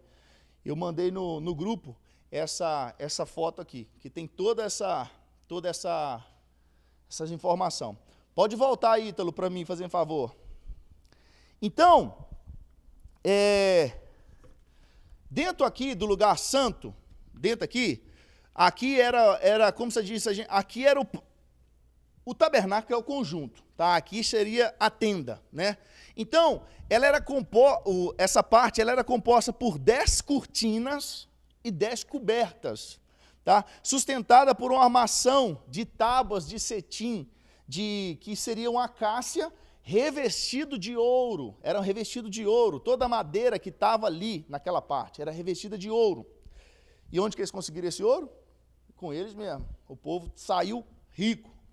Então, eram todas essa armação era do mesmo comprimento, era do mesmo tamanho, da mesma largura, espessura, altura, tudo igual. Então, você montava não sei se eu leio isso aqui tudo, para a gente não agarrar muito. Acho que eu não vou ler isso aqui não, senão a gente vai agarrar muito. Mas aí, nós tínhamos então, aqui, um lugar que todo mundo tinha acesso, aqui somente o sumo e o sacerdote, e aqui dentro só o sumo sacerdote. Tinha um período para eles entrarem, o sacerdote vai entrar no santuário. Uhum. Tinha um período certo de entrar? Tinha o período certo. O sumo sacerdote, ele entrava uma vez no ano, uma vez só que ele entrava, e era justamente no período da festa ali, da Páscoa, primícia e pães ázimos, que era no período que o cordeiro era morto. Esse cordeiro, ele matava esse cordeiro e aspergia o sangue do cordeiro sobre a tampa da Arca da Aliança. Então era no período da Páscoa que eles pegavam o cordeiro e degolavam o cordeiro, o sangue do cordeiro era passado na tampa da Arca da Aliança. Então era uma vez no ano que isso acontecia. Já os cultos aqui aconteciam diariamente, tá? Os pães eram trocados semanalmente, né? Uma vez na semana. A padaria era mais lento um pouquinho, né? E os incensos eram trocados também, tá? E inclusive, eu não anotei, eu acho que eu tenho aqui anotado, mas falando assim dos incensos, quer ver? Isso mesmo. O altar do incenso, ele tinha 11 ervas aqui, ó, que tinha no altar do incenso. O povo acreditava que, como o povo não podia ir lá dentro do Santo dos Santos, eles oravam e acreditavam que a fumaça do incenso, ela levava a oração lá para dentro. Porque o incenso, ele entrava lá dentro e tomava conta aqui. E de onde eles tiraram isso? Apocalipse capítulo 8, versículo 3 e 4, diz assim, ó. Outro anjo, que trazia um incensário de ouro, aproximou-se e colocou de pé junto ao altar. A ele foi dado um incenso para oferecer com as orações de todos os santos sobre o altar de ouro diante do trono. E da mão do anjo subiu diante de Deus a fumaça do incenso juntamente com as orações dos santos. Isso está em Apocalipse capítulo 8, versículo 3 e 4. Então o povo acreditava que a oração deles era levada juntamente com o incenso para Deus. Ou seja, eles não podiam ir, mas a oração deles chegava a Deus. Lembrando que nessa época, era só nesse um dia, velho, que o povo, todo o pecado daquele ano, vamos dizer assim, era decidido nesse um dia que o sumo sacerdote entrava aqui e representava todo mundo aqui dentro. Não fala de salvação aqui, né? Está falando assim, de pecado. Porque assim, quando a gente tem que tomar cuidado quando a gente fala de salvação, céu e inferno. Por exemplo, eu pecar agora, se eu pequei agora e eu morri, não quer dizer que eu vou para o inferno, porque eu pequei agora. Eu não estou em pecado, eu pequei, eu não tenho uma vida depravada de pecados. Então, isso quem vai decidir vai ser Deus. Ele vai colocar na balança, deixa eu ver assim. O rapazinho pecou na hora que ele estava morrendo, né? Mas deixa eu ver aqui. É Deus quem vai fazer essa balança. Então, se eu falasse assim, o povo morreu aqui, uma família aqui, o camarada, ele morreu antes que a petição dele fosse levada a Deus. Não está falando que esse cara foi para o inferno por causa disso. Nós não falamos de salvação aqui. Está falando de um período em que Deus, o sumo sacerdote levava a petição do povo para Deus e já aproveitava junto com a petição, já pedia perdão pelo povo também, entendeu? Jó, por exemplo, a Bíblia fala que Jó, ele oferecia sacrifícios a Deus pelos filhos. Os filhos saíam, ele não sabia o que os filhos estavam fazendo, ele já matava o animal e falava assim, Senhor, perdoa meus filhos se eles estiverem fazendo alguma coisa que não te agrada, você perdoa. Individual. Isso, é individual. Só que a oração intercessória, ela tem valor, né? Isso não salva ninguém, né? Eu orar por você, ou você orar por mim não me salva, né? Vai fazer com que Deus me abençoe pela sua oração, né? E naquela época também não salvava, não. A salvação, ela sempre foi pelo mesmo modo, pela graça, por Jesus. Não existe, não teve um período em que a salvação era diferente. Sempre foi do mesmo modo. Tanto que a gente viu no início, para entrar dentro do tabernáculo só tinha uma porta, simbolizando que para ir para Deus só existia um caminho, que é Jesus. Era como se Deus está aqui, ó. Era isso aqui, ó. Isso aqui, a Arca da Aliança simbolizava presença de Deus. Para chegar a Deus, você tinha que vir por Jesus, que é o único caminho. Você não conseguia vir por aqui, não tinha opção. Então, Jesus, ele é o quê? Ele é o caminho. Então, você tem que passar aqui, espiritualmente, você tem que passar aqui, você já tem que ofertar alguma coisa aqui, lavar suas mãos, apresentar algo ao Senhor aqui, e para você chegar a Deus, aqui está mostrando o trilhar do cristão, né? Qual que é o caminho que ele vai levar, por onde ele tem que passar para chegar até Deus. E eu não podia deixar de falar isso, que, infelizmente, vão ter pessoas que elas nunca vão sair do pátio. Tem pessoas, na vida dela, que ela nunca vai entrar no lugar santo. E ainda mais no Santo do Santo, ela nunca vai entrar. Ela vai morrer a vida dela, vai passar a vida dela no pátio, sem provar o que tinha no lugar santo, e muito menos sem conhecer o que está aqui. Mas, por outro lado, olha a visão. O homem, para chegar a Deus, ele tinha que vir. Olha para você ver, olha o caminho do homem. Ele tinha que vir do mundo, né? Vamos espiritualizar. Saía do mundo, entrava aqui no lugar, no pátio, entrava no lugar santo para encontrar Deus aqui. Agora olha o caminho de Deus. Deus saía da glória dele, vinha para cá, entrava no pátio e vem cá no mundo buscar o cara. Você vê assim, quando você vê o contrário, de onde Deus sai para ir buscar o homem, né? Então assim, da mesma forma que esse é o caminho para o homem, quando Deus é quem busca esse homem, de onde Deus saiu, né? É o caminho contrário que ele faz. Ele sai lá da glória dele, passa aqui pelo pátio e vem cá e busca o homem no mundo para levar e trazer o homem para cá e falar assim, ó, é aqui que eu te criei, ó, eu quero ser aqui, entendeu? Então é isso que Deus faz. Então, a tenda, ela era composta de lugar santo e santo do santo. Aí agora vamos para os materiais que tinha lá dentro do templo. Quantas horas aí? Meu Deus e meu pai.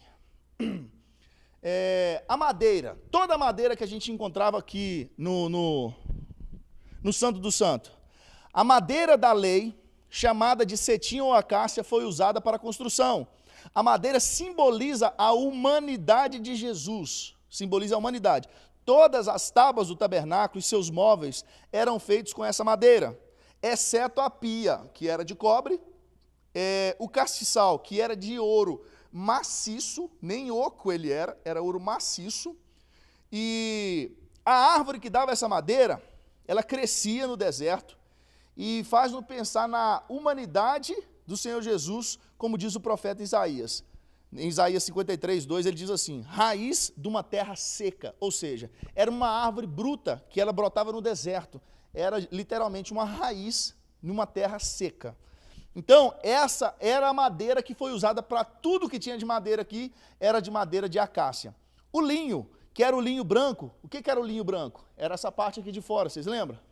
Que cercava o tabernáculo, linho branco. Ele fala do quê? Da pureza e da santidade de Jesus, do homem perfeito. O cobre, onde que tinha cobre aqui, vocês lembram? Isso aqui, ó. Cobre. No pátio, nós só tínhamos cobre no pátio. É como se... É bronze. Bronze ou cobre? Vai tradução que vai falar cobre e outros vai falar que é bronze. Mas os dois tá certo. Cobre ou bronze. Era como se, à medida que você vai se aproximando de Deus, os metais vão sendo mais valiosos. Aqui nós tínhamos cobre, passou aqui, chega prata, começa a ter ouro aqui dentro, e aqui dentro é ouro puro aqui dentro. Era como assim, o caminho para você chegar a Deus, quanto mais você chegava perto de Deus, não é a teoria da prosperidade não, né? Que você vai ficando mais rico, não é isso não. É que os elementos, eles são mais nobres, a partir do momento que você está perto de Deus, no tabernáculo. Então, o cobre, ele foi usado para revestir todas as colunas do pátio. Todas essas colunas aqui, ó, eram revestidas de quê? De cobre. E para também, ele era a base desse aqui, ó, do holocausto.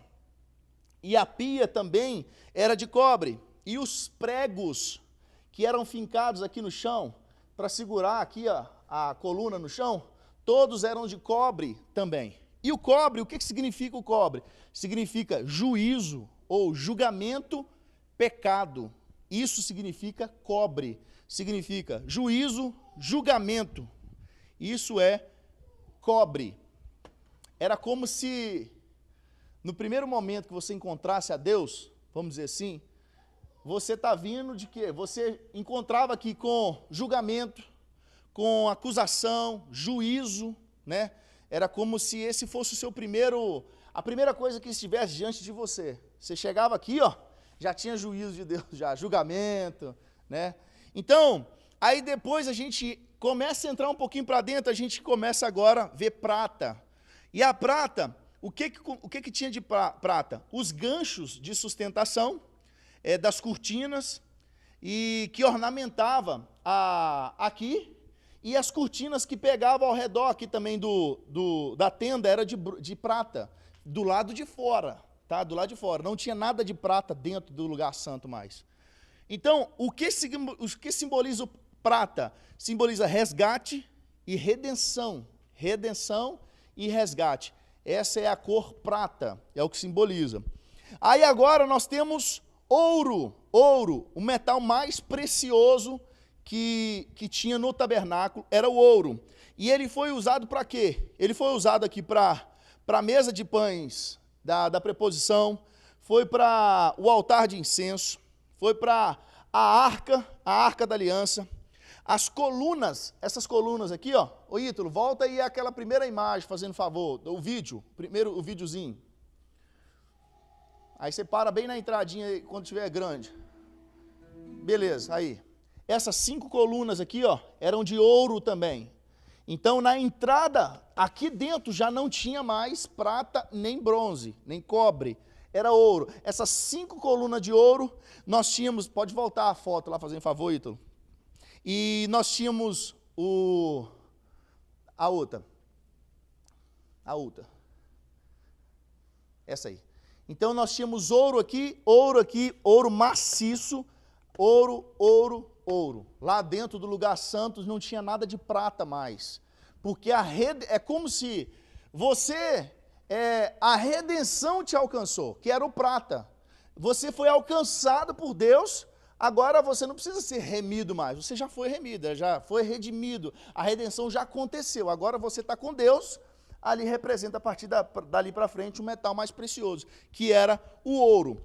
Agora, com relação às cores que nós víamos no tabernáculo. Pode voltar aquela última foto agora, o Ítalo.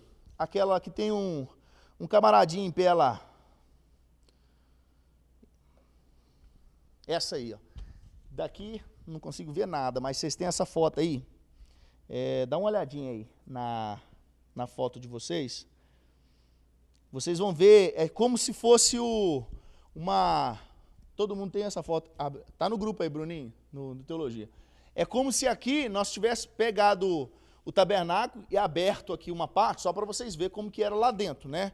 Então aqui vocês verem cores diferentes das cortinas aqui, ó. O que cada cor dessa simbolizava. Ó, na cortina, né, do átrio da tenda, ela tinha a cor púrpura, carmesim, branco e azul, que eu falei, né? Todas elas apontam para Jesus e elas são representadas pelos evangelhos. Então a cor púrpura, que era a cor da realeza, ela aparece no evangelho de Mateus. Porque no evangelho de Mateus, Jesus, ele é apresentado como rei no evangelho de Mateus. E a cor de Jesus como rei é a púrpura, porque a púrpura ela simboliza realeza.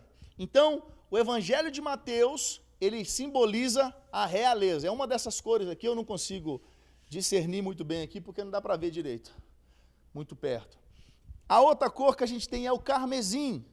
O carmesim, ele aponta para o servo sofredor. E ele aponta para qual evangelho, vocês lembram? Qual o evangelho que Jesus é um servo? Marcos, isso aí. Marcos, Jesus, ele é apresentado como servo, inclusive o animal que representa o evangelho de Marcos era um boi. Isso, o Bruninho falando, o Bruninho grava o negócio mesmo, pai. Então, o animal que simboliza o evangelho de Marcos era um boi, que simboliza trabalho, servo. Por quê? Não vou falar dos evangelhos, mas só relembrando. O evangelho de Mateus, por que Jesus ele é tido como rei, como majestade? Porque o evangelho de Mateus foi escrito para os judeus. E os judeus, eles esperavam um rei. Então, Jesus ele é apresentado em Mateus como um rei. Ele já começa pela genealogia. Eles falam que Jesus, filho de Davi, aí ele já coloca a genealogia de Jesus de um rei. Porque a lei, a promessa falava, ele vai vir do rei Davi. Então, já linka Jesus no rei Davi e vem falando toda a genealogia de Jesus até chegar em Jesus. E Jesus ele é apresentado como um rei no evangelho de Mateus. No evangelho de Marcos, Jesus é um servo. E é escrito para quem? Para os romanos. Por isso que não tem genealogia, o evangelho de Marcos. Por quê? Se Jesus ele é apresentado como um servo, e desamera para os romanos, ele não quer saber genealogia de servo, de um escravo, para que então não tem genealogia. Jesus ele mostra muito trabalho no evangelho de Marcos. Jesus estava aqui, fala desse jeito no evangelho, e imediatamente ele estava em tal lugar, e rapidamente ele estava em tal lugar, mostrando serviço, Jesus caminhando, servindo mesmo. Então, Isso é Marcos, Jesus é apresentado como rei, Marcos como servo. Agora, Lucas vai apresentar, é a cor branca. Cor branca simbolizava o quê? Pureza, santidade. Que isso vai mostrar Jesus como homem perfeito. Vocês lembram da visão do profeta que ele viu 4 animais? Qual os animais que ele viu? Leão, um boi, um rosto de homem e uma águia. São esses 4 animais representados pelos evangelhos. Então, leão, Mateus, boi, Marcos, o homem é Lucas, porque Deus ele é apresentado como homem. Jesus, não Deus. Jesus é apresentado como homem agora em Lucas. E como que ele é linkado ao homem? Ele já pega lá o seguinte, antes, lá em Mateus, começaram a genealogia de Jesus onde? Em Davi, o rei Davi, veio de Davi. Como Lucas vai apresentar Jesus como homem, eles linkam Jesus em Adão, que foi o primeiro homem. Então a genealogia de Jesus começa lá em Adão, e eles vêm tratando Jesus como um homem perfeito, em Lucas. Tá? E a cor é o branco, que significa pureza, significa santidade de Cristo. Aí agora nós temos a cor azul, que é representado pelo evangelho de... E é por isso que no Evangelho de Jesus, não sei se faz sentido ser mais ou menos por isso, que ele traz Jesus mais como um homem, porque Lucas era médico, certo? E é exatamente por isso que ele traz como um homem, para meio que descrever mais em questão de corpo humano. Isso. Por exemplo, Lucas é o cara... não é Lucas. Lucas não faz esse relato quando Jesus ele é fincado na lateral assim, e sai água e sangue. Né? Não é Lucas quem faz esse relato. Se fosse Lucas que tivesse feito, era de boa, porque Lucas era médico, ele já conhecia as coisas, né? Mas depois eu vou falar disso aí, porque se eu falar disso aí eu vou ter que entrar no outro assunto. Mas então Lucas ele apresenta Jesus nesse sentido, Jesus como um homem, né? Era como te falar assim, se a gente linkasse Jesus como Deus, a gente nunca poderia fazer o que ele fez. Era falar assim, é muito distante, ele é Deus, não tem comparação. Mas Lucas enfatiza a humanidade de Jesus, mostrando o seguinte, se Jesus fez, podemos nós também fazer. Ele cumpriu a lei, Jesus era homem e era como nós. E se ele cumpriu, nós também podemos fazer. Jesus fala, né? Se vocês crerem, vocês farão sinais ainda maiores do que o que eu fiz. Imagina, a gente fazer coisa maior que Jesus fez. E a gente pode fazer, porque está escrito na palavra, né? Aí depois vem o azul. O azul aponta para onde? Para o céu. E então ele simboliza a divindade. E o animal que representa João, o evangelho de João, era uma águia. Não é isso, Bruninho? Então, mostrando a divindade de Jesus. Então, como João, por exemplo, os evangelhos sinóticos, vocês lembram qual que é? Sinóticos. Qual que é, Ítalo? É isso aí. Mateus, Marcos e Lucas, a gente fala fora da ordem, parece até que está errado, né? Mas você falou os 3 certos. É tipo falar assim, Lucas, Marcos e Mateus, ou Mateus, Lucas e Marcos, aí fica fora parece até errado, mas está certo. Mateus, Marcos e Lucas, eles são chamados evangelhos sinóticos. Por quê? Vou dar o mesmo exemplo que eu gosto de dar aqui, que para mim é o que mais funciona. Se eu pedir à pastora para ela me descrever, a pastora e o pastor, para me descrever isso aqui, mostra no desenho aí o que você está vendo. Eles vão desenhar isso. Agora, se eu pedir a Tainá, ela está vendo um pouquinho aqui ainda, né? Mas se ela estivesse bem aqui assim, ó, se eu falar com ela assim, desenho o que você está vendo, ela ia fazer isso aqui, ó, essa parte aqui.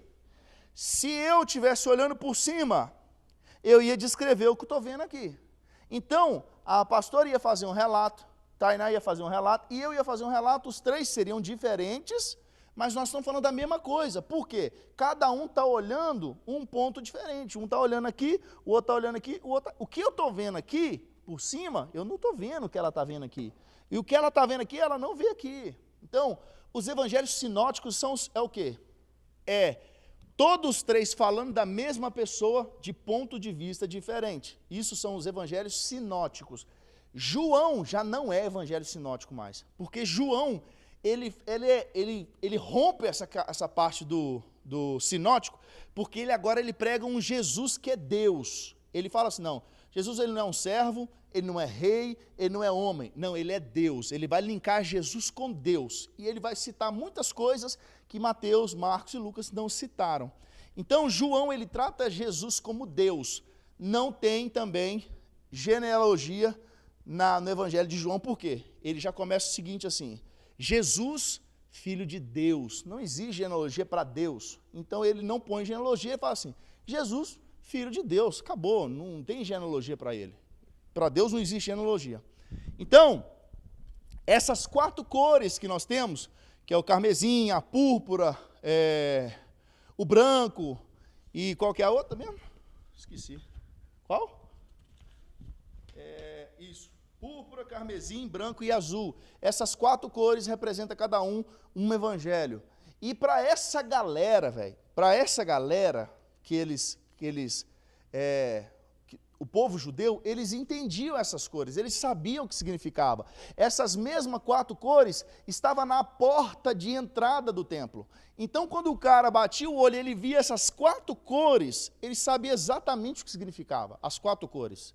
E ela estava logo na porta do templo também. Tinha essas 4 cores e as cores que ficavam por cima aqui, tampando a proteção, a cobertura do tabernáculo, eram essas 4 cores. Agora a mobília, que estava dentro do... Deixa eu ver as horas. 9h28, meu Jesus. Deixa eu ver, só...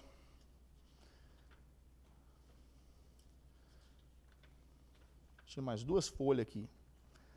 Eu vou só dar uma passadinha, então, rapidamente. Essa imagem aqui é bem bacana para vocês dar uma olhada, né, na casa de vocês. Isso aqui, porque quando a gente leu lá em Êxodo capítulo 25, falou da roupa sacerdotal também. Então ele tem aqui algumas pedras aqui, o tipo aqui, tudo isso está mostrando aqui o que é cada coisa, tá? Isso aqui é o manto sacerdotal. Vocês lembram que quando Moisés, quando ele estava para entrar, minha esposa ela fica muito triste com essa parte da história. Moisés não entrou na terra prometida. Mas quando Deus fala assim com Moisés, Moisés, sobe cá no monte, mas fala para Arão e o filho dele vir também, porque você não vai descer daqui. Nossa, imagina. Aí fala assim, ó, tira sua roupa sacerdotal e passa para ele. Então, essa roupa, inclusive, aqui não tem, mas na Bíblia, eu acho que não tem. Não fala, não tem ali Urim, Tumim ali não. Tem não. Tinha algo que os sacerdotes, não sei se vão ver alguma parte da Bíblia, quando eles falam assim, e fulano jogou a sorte, consultar o Urim, Tumim. Você já ouviu essa expressão? Já ouviram isso? O Urim e Tumim eram 2 pedras que tinha na estola sacerdotal, que era como se fosse sim e não, só isso. Então eles lançavam sorte a essas pedras, lógico que não era sorte, era Deus falando através dela, e a pedra dava a resposta, se era sim ou não. Então quando fala assim, lançaram sorte no Urim e Tumim, que era o nome das 2 pedras. Uma pedra era como significar sim e a outra não. Quando, por exemplo, Israel vai guerrear contra a cidade depois de Canaã, eles vão lutar com uma cidade pequenininha, que eu esqueci o nome. Esqueci o nome da cidade. Mas era uma cidade, eles tinham acabado de conquistar a terra, lutaram, conquistaram a cidade ali para a terra prometida. A próxima cidade que eles tinham que conquistar, acho que a primeira deles foi Jericó, correto ou não? Vocês lembram? A segunda, eu não me recordo o nome, é Ai, lembrei. O nome da cidade é Ai. Ai é o nome da cidade. Eles iam lutar contra essa cidade. Porém, só que o exército era muito pequeno dessa cidade. Era como se eles tivessem feito assim, na linguagem do futebol. Pegou o time sub-20, falou assim, pode ir para conquistar isso aí, não precisa dos principais não. Os titulares não precisam ir, vai só os meninos do sub-20, que vocês conseguem ganhar. Chegou lá, perderam a batalha. Aí eles foram, aí Josué vai consultar a Deus. Senhor, que aconteceu? Aí Deus fala assim, tem coisa consagrada no meio de vocês. Coisa que não era para vocês ter pegado da cidade lá, porque era minha cidade, era minha primícia, e vocês pegaram, tem coisa no meio de vocês. Por isso vocês perderam. Então você vai ter que descobrir aí quem pegou isso. Aí a Bíblia fala que ele começa a lançar sorte. Era como se ele fizesse assim, colocasse o líder de cada tribo, das 12 tribos assim. Aí ele apontou assim, pegou a Urim Tumim, apontou assim, é dessa tribo aqui? Aí deu assim, não. É dessa tribo, até achou, aí é dessa tribo aqui. Aí ele liberou as 11, é dessa tribo. Aí vamos falar assim, aí agora ele falou assim, chama os líderes dessa tribo aí. Aí ele, foi aqui? Aí, não, é daqui. Vamos ver de qual família então. Aí foi chegando até chegar em Acã. Eles foram lançando sorte até chegar em Acã. E descobriram, Acã, o que você fez, velho? Ele, eu vi uma capa lá, eu achei bonita, peguei, estava lá dentro da casa dele. E aí ele falou assim, vai lá e pega o negócio então, Acã. Aí ele foi e pegou. Aí Deus falou assim, agora leva Acã, os animais dele e os filhos dele diante do povo e apedreja ele. Aí esse cara morreu, com a família toda. Acabou a geração dele, acabou a geração. Só que aqui, eu estou falando do Urim e Tumim, porque algum dia que vocês estiverem lendo a Bíblia, vocês vê lá, lançaram sorte, é por causa dessas duas pedras que estavam na estola sacerdotal, que chamava Urim e Tumim. E então, é bacana essa fotinha aí do sumo sacerdote, para vocês entenderem como que era a veste dele. Inclusive aqui, ó, aqui não dá para ler, mas aqui está escrito sinos, barra, alguma coisa, sinos. Quer ver? Deixa eu ver o que está escrito. Barra com sinos e romãs. Isso aqui, você lembra o negócio que eu falei que... beleza, obrigado, pastor. Tá bom, beleza, tá bom, com Deus. Vocês lembram que eu falei que existe aquele negócio que a gente chama a lenda lá da corda amarrada na cintura? Por que eu falo que é uma lenda? Para mim faz todo o sentido do mundo. Todo sentido. O cara, se ele morresse lá dentro do Santo do Santo, ninguém podia entrar para tirar. Faz todo o sentido ele entrar com a corda. Se ele morresse, eles puxavam. Aí, dentro disso, eles falavam assim, aí também amarraram um sino no cara, para enquanto ele está caminhando, você ouve o barulho do sino. Mas eles misturaram esse sino com a corda. O sino faz parte da roupa do cara. Então já tinha um sino na roupa do cara. Aqui, ó, ficavam sinos aqui, ó. Então, esse sino, enquanto o cara estava lá dentro, adorando dentro do Santo do Santo, o povo ouvia o sino tocar ainda, e sabia, esse cara estava vivo lá dentro, né? Ele está intercedendo por nós lá dentro do Santo do Santo, porque o sino da roupa dele fazia barulho. Aí o pessoal, falando dessa corda, juntaram a corda com o sino. Colocaram a corda e um sino. Não, o sino já estava na roupa. A corda, a gente não vê em lugar nenhum isso. A gente só ouviu alguém falar isso aí. Não sei quem foi o primeiro cara que falou da corda. Faz sentido, mas não está na Bíblia, entendeu? A corda. Aí, gente, os móveis agora do átrio, que é esse aqui, essa parte aqui dentro aqui, ó. Aliás, o átrio é do lado de fora, né? Que tinha aqui o altar de holocausto, tinha o lavatório. Aí dentro do lugar santo, nós tínhamos lá o candelabro, ou também chamado de menorá. Tínhamos a mesa da preposição, que é a mesa dos pães, está aqui, mesa dos pães, e tínhamos o altar do incenso, igual eu já falei do altar do incenso. Inclusive, tem um negócio bacana também. Eu estou preparando uma mensagem sobre cidade e refúgio. Nós vamos falar disso um dia. Mas, não sei se vocês estão reparando aqui, que nesse altar do holocausto, ele tem uns chifres aqui, ó. É tipo umas pontinhas assim. Isso aqui existe uma lei, que se o cara cometesse um assassinato, sem querer, o cara assassinou alguém, mas foi de engano, né? Já estava treinando tirar o alvo, mas pegou em alguém, né? Brincadeira, mas foi por engano. E lá existia a lei, olho por olho e dente por dente. O que era isso? Se eu derrubasse um filho do meu vizinho daqui, e ele caísse e morrer, ele podia fazer exatamente a mesma coisa, empurrar o meu filho do mesmo lugar para o meu filho morrer da mesma coisa. Se eu se eu passei em cima de uma pessoa com a carroça, no outro dia o pai daquela pessoa podia passar em cima de mim com a carroça, porque era assim, olho por olho, dente por dente. Só que, nesse negócio do cara, do chifre, aqui, ó, dos 4 chifres, era como se o cara ele cometeu um assassinato por acidente. Ele corria para cá, pro tabernáculo, e segurava nesse chifre. E enquanto ele segurava nesse chifre, ele não poderia ser culpado dessa morte. Era o tempo que ele tinha para poder se justificar e falar o que aconteceu. Mas enquanto ele segurava naquele chifre, ninguém podia cobrar dele aquele sangue. Entendeu? Ninguém podia chegar e falar assim, ó, você vai morrer do mesmo jeito. Então ele corria, e a gente viu isso na Bíblia. Teve gente que saiu correndo e segurou o chifre. Tem um episódio que Salomão não perdoa o cara mesmo segurando o chifre ali. A gente vai ver disso aí também, mais para frente. Então, aí dentro do lugar santo nós tínhamos o que mesmo?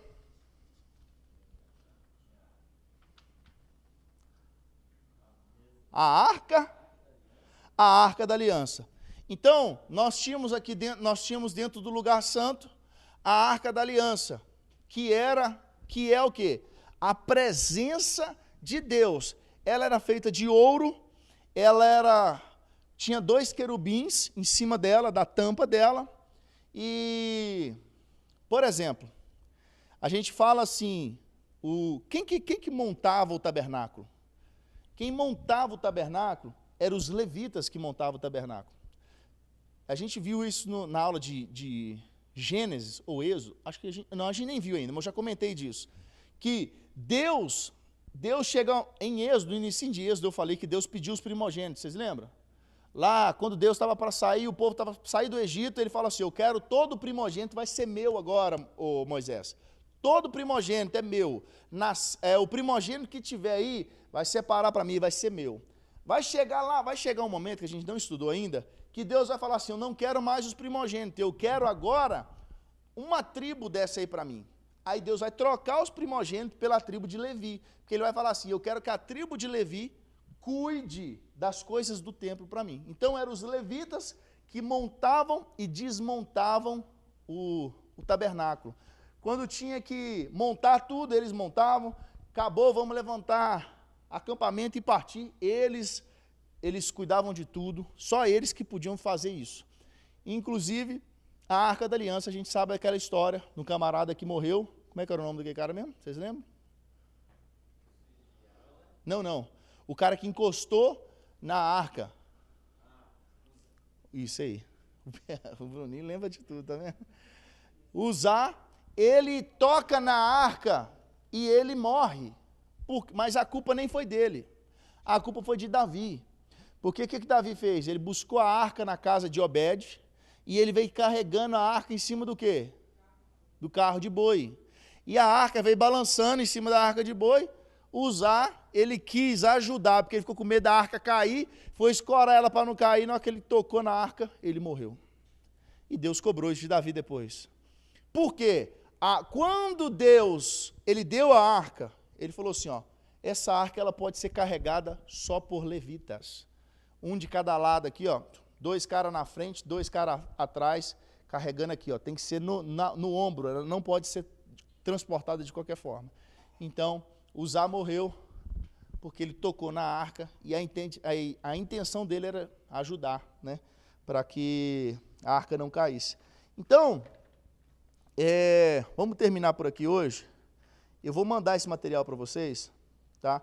Porque dentro do material ainda tem os utensílios do lugar santo, o que cada um deles simbolizava, porque tem 3 utensílios aqui ainda, e aqui tem a Arca da Aliança. Então, no material que eu vou mandar para vocês está o que cada um deles simbolizava, tá? Eu não vou gastar mais tempo, não, e eu também na próxima aula não quero voltar a falar disso, quero que a gente dê sequência, porque senão a gente vai agarrar muito tempo.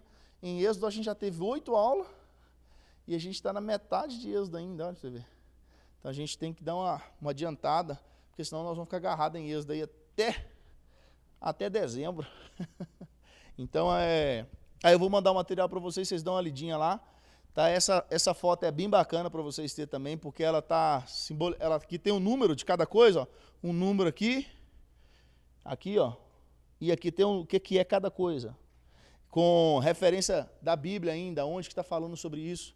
Então é bacana. Então o tabernáculo tinha 3 espaços. Qual que eram os 3 partes do tabernáculo? Átrio, lugar santo e o santo do santo, que também era chamado do santíssimo lugar. O átrio era chamado de pátio ou átrio também. Então, por hoje é só. Eu lembrei. Uma coisa que eu ia falar no tabernáculo, tudo no tabernáculo tinha um simbolismo. Tudo. No judaísmo, tudo simboliza uma coisa. Aí por que hoje tudo isso apontava para Jesus? Tudo apontava para Jesus. Por que hoje nós não fazemos isso na REM, por exemplo, a gente pode usar aqueles mantos de Israel, tocar um shofar, pode fazer tudo isso. Se quiser colocar um candelabro aqui, não tem problema nenhum. Só que a gente pegar um candelabro, colocar aqui, uma mesa da preposição aqui, um lugar para a gente lavar a mão, um negócio de bronze, isso é retroceder a algo que Jesus já fez. Porque o tabernáculo apontava, ele era um tipo de Cristo, ele apontava para um Cristo que viria, entendeu? Jesus veio, então eu não preciso mais mostrar algo que apontava para Jesus, uma vez que Jesus já veio, eu mostro Jesus. Era como se eu quero apresentar a Tainá, aí eu vou lá, aí eu tenho que mostrar, aquilo ali representa o que a Tainá gosta, aquilo ali é a roupa que ela usa, não, ali, olha para ela, e vê, ela está ali, Então, a gente não precisa apresentar itens que anunciem Jesus, mostra Jesus, uma vez que Jesus já veio. Porque se eu mostrar os itens, ao candelabro, o lugar de incenso, eu tenho que mostrar todo o significado disso para as pessoas. O que significava? O que isso apontou Jesus no quê? Não preciso de fazer isso. Eu aponto Jesus e mostro. Esse é. Não, seria um atraso só, entendeu? Tipo assim, eu querer mostrar objetos que apontavam para Jesus, sendo que Jesus já está aqui. Então eu não preciso mostrar o objeto que apontava para ele, eu mostro Jesus, né? Era como se, uma ideia, né? Vamos supor, você precisava conhecer uma pessoa, só que você tinha uma foto de um braço dela, a foto de uma perna, a foto da outra, você tinha que juntar todas aquelas fotos para você montar o corpo da pessoa inteira, dois braços, a mão, tudo aquele monte de foto. Então, eu não preciso mostrar a foto, ele está aqui, olha para ele aqui. Aquilo ali apontava para ele, e ele está aqui, não precisa mais daquilo. É o mesmo que se eu fizer, por exemplo, hoje assim, se a gente voltar a sacrificar. Aí é uma grande heresia. Por quê? O sacrifício é falar assim, Jesus, o que o Senhor fez não valeu de nada. Aí, então nós sacrificamos por causa disso. É invalidar o sacrifício que Jesus fez na cruz. Porque o sacrifício dele, em Hebreus vai falar que é um sacrifício só. Falava assim que os sacerdotes sacrificavam diariamente, mas Jesus, ele ofereceu um único sacrifício. Um único sacrifício. E Jesus era o cordeiro que tira o pecado do mundo. Esse sacrifício era para cobrir pecado. Então era só eu falar assim, Jesus, o sacrifício que você fez não valeu para mim, nós vamos voltar a sacrificar animal. Que é o que o povo de Israel quer fazer, que eles não creem, boa parte deles não crê em Cristo, então eles estão esperando o quê? Que o terceiro templo ele construa, para eles voltarem o quê? Sacrificar animais. Hoje eles não sacrificam animal por quê? Não tem templo. Então não faz sentido. Onde que eles vão fazer tudo isso? Eles precisam construir um templo desse para voltar toda essa prática e sacrificar animais. E quanto aos móveis do tabernáculo que o senhor falou, tipo assim, existe o candelabro, né, a pia, etc e tal. It's okay to have it, né, na igreja, ok, mas a um certo ponto, de qual ponto o senhor consideraria errado ou heresia em ter ou em fazer tal coisa? Eu acho que a gente não precisa ter nada disso. Não, tudo que era, todo tipo de culto, que era a apresentação que era feita no tabernáculo, hoje não tem que fazer nenhum deles. Nada, absolutamente nada mesmo. Por exemplo, o véu rasgou. O véu que separava o lugar santo. Antes era só o sumo sacerdote que entrava lá dentro. Era esse camarada que tinha acesso pelo povo. Ele representava o povo. Deus, A Bíblia fala que o véu ele rasgou de alto a baixo, simbolizando que partiu de Deus. É Deus quem quis rasgar, partiu de cima para baixo. A partir daquele momento, todos nós temos acesso. Não precisa mais de um sumo sacerdote, uma vez no ano, entrar lá dentro e me apresentar para Deus, uma vez que eu posso fazer isso em qualquer hora, qualquer momento, entendeu? É. Era só até para ter de enfeite. Era enfeite, é. E não é considerado errado nem nada. Não tem que ter. Então, assim, não vou falar assim, é errado isso se você fazer a prática, tudo isso. Era como se ele fizesse o seguinte, ó, tudo isso que vocês falaram, tudo aquilo ali, era mostrando que alguém ia morrer, que é no final do pátio, lugar santo, e o santo do santo, ali morria um inocente. Dentro do santo do santo, um cordeiro que era morto. O cordeiro é quem? Jesus. Então, o cordeiro já veio. Ele cumpriu tudo isso. Então, como ele cumpriu tudo isso, não precisa mais disso. Entendeu? Aí, assim, você vai falar assim, nessa época tinha lá, o pessoal tocava chofar, o tipo de tocar. Precisa tocar chofar de igreja, não tem problema nenhum tocar. Tem problema nenhum tocar. Agora nós vamos colocar uma bacia de bronze. Vamos lavar a mão na bacia de bronze, acende o fogo aí para o altar, aí já... Em questão, tipo assim, de deixar realmente como enfeite, vamos supor, vai ter água em Israel, aí lá tá vendendo a Arca da Aliança para deixar enfeite. Aí compra um carro para cá e deixa aí em cima aí. Mas não, só porque a gente achou bonito quer deixar aqui em cima. Primeiro que eu não ia deixar, entendeu? Eu ia falar com o apóstolo, pelo amor de Deus, não ponha. Não faz isso comigo não, senão você vai me arrebentar. Mas não tem problema. Não vai fazer o seguinte, não vai, como se diz, não fede, não cheira. Não vai fazer diferença nenhuma. Agora, Ela diferencia a prática mas aqui, ninguém vai ter uma arca da aliança dentro da igreja para não usar. Entendeu? Se eles meterem uma arca da aliança lá, ela vai fazer parte do culto. Entendeu? Então, assim, aí é errado. Porque você está invalidando o que Jesus fez. Então, por quê? Não precisa ter por causa disso. Para não correr o risco da pessoa começar a achar que aquilo ali faz alguma coisa. Você falou um negócio bacana. Por exemplo, quando a Babilônia vem e destrói o templo, o tabernáculo, eu falei de 3 tabernáculos, né? Que eu tenho 3 livros. Tabernáculo de Moisés, de Davi e de Salomão. O tabernáculo de Salomão, que foi o último já, ele não é isso aqui mais. Ele é de ouro mesmo, alvenaria, tijolo, construção bruta mesmo, negócio gigantesco, né? Não é tenda mais, né? É o templo de Salomão, né? Que é o tabernáculo. Esse tabernáculo, Deus deu a revelação dele no Sinai para Moisés. Moisés faz esse tabernáculo. Quando Davi, lá na frente, olha para você ver, o povo de Israel ficou com esse tabernáculo aqui muitos anos, conquistou a terra de Canaã, e eles montavam ainda o tabernáculo de tenda, ao ponto que passou Saul como rei, 40 anos, passou todo o período dos juízes, que não tem uma data precisa, mas pode ser que durou de 400 até 500 anos o período dos juízes, tudo isso o povo usando tabernáculo, isso aqui, ó, de tenda. Chegou Davi e falou assim, cara, eu quero construir, eu habito no castelo, e a presença de Deus habita numa tenda, eu quero fazer um tabernáculo. Aí Deus falou assim, Davi, gostei da sua ideia, mas você não vai fazer, porque sua mão está cheia de sangue, você é matador demais. Entendeu? Quem vai fazer vai ser seu filho. Aí Salomão constrói. Salomão faz o templo de Salomão agora, aquele que a Universal tem até a réplica dele lá no Brasil. Ele faz o templo de Salomão, que é um trem absurdamente, ouro puro, aquele negócio assim, coisa fenomenal. Eu tinha muita vontade de ir lá, viu, menino? Para ver de perto assim, Eu não tive o privilégio lá, não, mas talvez eu vou ainda, né? Eu quero ir lá para ver, assim, né? É muito bacana. Chega até doer o olho, porque o negócio brilha mesmo. De verdade. Então, o templo de Salomão é outra coisa, é outro tipo, é o mesmo tabernáculo, porém agora com medida de tijolo mesmo, não era de tijolo, era ouro mesmo, trem maciço mesmo, trem bruto.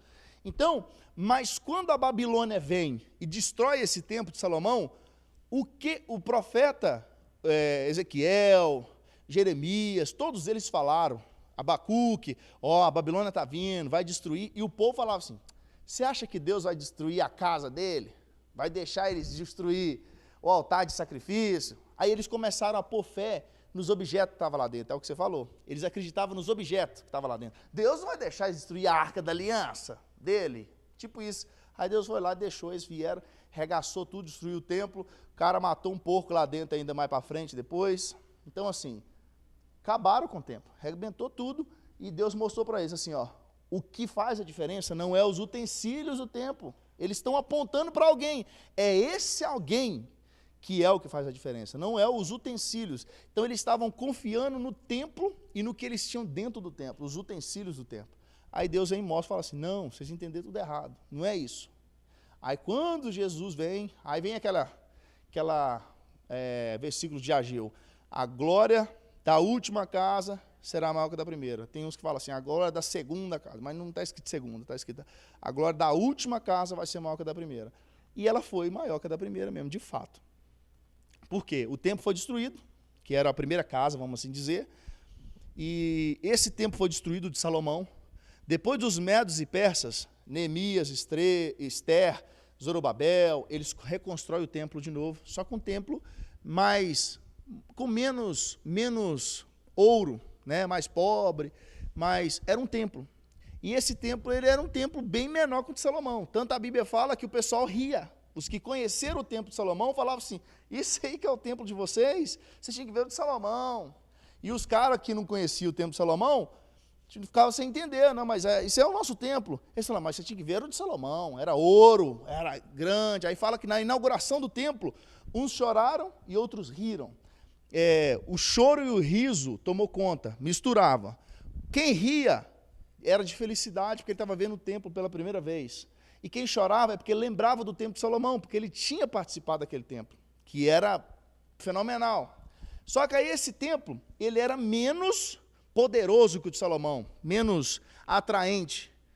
Só que esse templo, Jesus entrou dentro dele depois, que é o templo que Jesus, quando Jesus veio, aí estava lá o templo, que sacrificaram um porco lá dentro do santo desse templo, cagaram ele todo, perdão da palavra, né, que você que está me ouvindo aí. Aí Jesus chega e ele entra dentro desse templo, ele ensina as pessoas dentro desse templo. Então quando fala assim, a glória da última casa será maior que a da primeira, porque embora o primeiro é o de Salomão, Jesus não esteve lá dentro. O menor que foi feito depois, foi profanado, aquele trem todo, Jesus esteve lá dentro. Ou seja, aquilo que o templo de Salomão representava, o outro templo viu o cumprimento disso lá dentro, Jesus lá dentro. Então, quando Ageu fala, a glória da última casa vai ser maior que a da primeira, de fato, ela foi maior, porque aquela casa, Jesus entrou lá dentro, entendeu? Então, ela foi maior que a da primeira.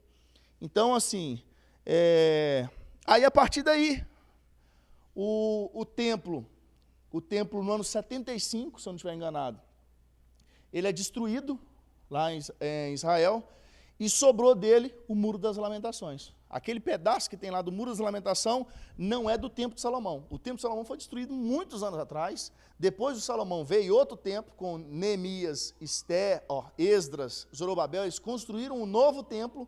Esse novo templo veio os gregos, o cara profanou esse templo. Depois os romanos, arrumou, pintou, deu um touch-up nele, pintou. Jesus entrou dentro dele. No ano 75, esse templo foi destruído, sobrou o Muro das Lamentações, que é onde o judeu vai lá, faz as orações hoje. Aquele ali é o restinho do templo, que não era de Salomão, é o que veio depois de Salomão.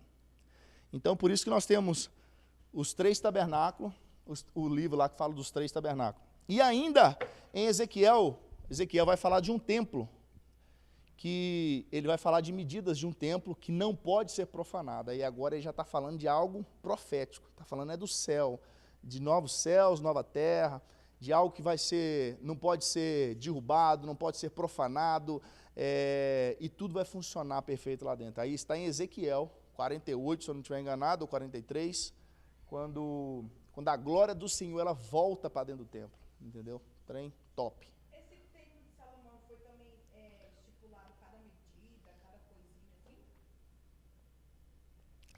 Tudo. Inclusive o templo que Ezequiel vai falar, também tem as medidas. Só que esse templo não existe. É um templo que vai vir. E a profecia é o seguinte, esse templo não pode ser profanado. O de Salomão foi tudo tintim por tintim, quantidade de ouro. Você vai usar tantos quilos de ouro para fazer isso aqui? Sempre. Da arca. Falou o tipo de material, você vai usar pinche aqui, tá, tudo. Deus fala assim, ó, certinho. Essa réplica lá que foi construída no de Salomão é considerada meio que uma heresia? Não, não é não. É porque eles fizeram a réplica, você fala lá o da Universal? Não, porque eles não... eu tô falando assim, eu nunca fui lá. Eu não sei o que eles fazem lá. Mas eu creio que eles não fazem o que o judaísmo fazia. Eles não fazem isso lá dentro. Eu creio que não, né? Eu nem vou cogitar que eles fazem isso. Então, não é. É só uma réplica para a pessoa chegar e ver a beleza daquilo e saber. Na verdade, era mais top que isso ainda, entendeu? Porque era de ouro, não era de alvenaria, né? Mas o errado se eles fizessem o templo e os cultos que aconteciam no tabernáculo acontecer lá. Aí está desfazendo o que Jesus fez, está crucificando Jesus de novo. É tipo isso. E mesma coisa. Pior um pouquinho, né? Porque lá tem o templo, né?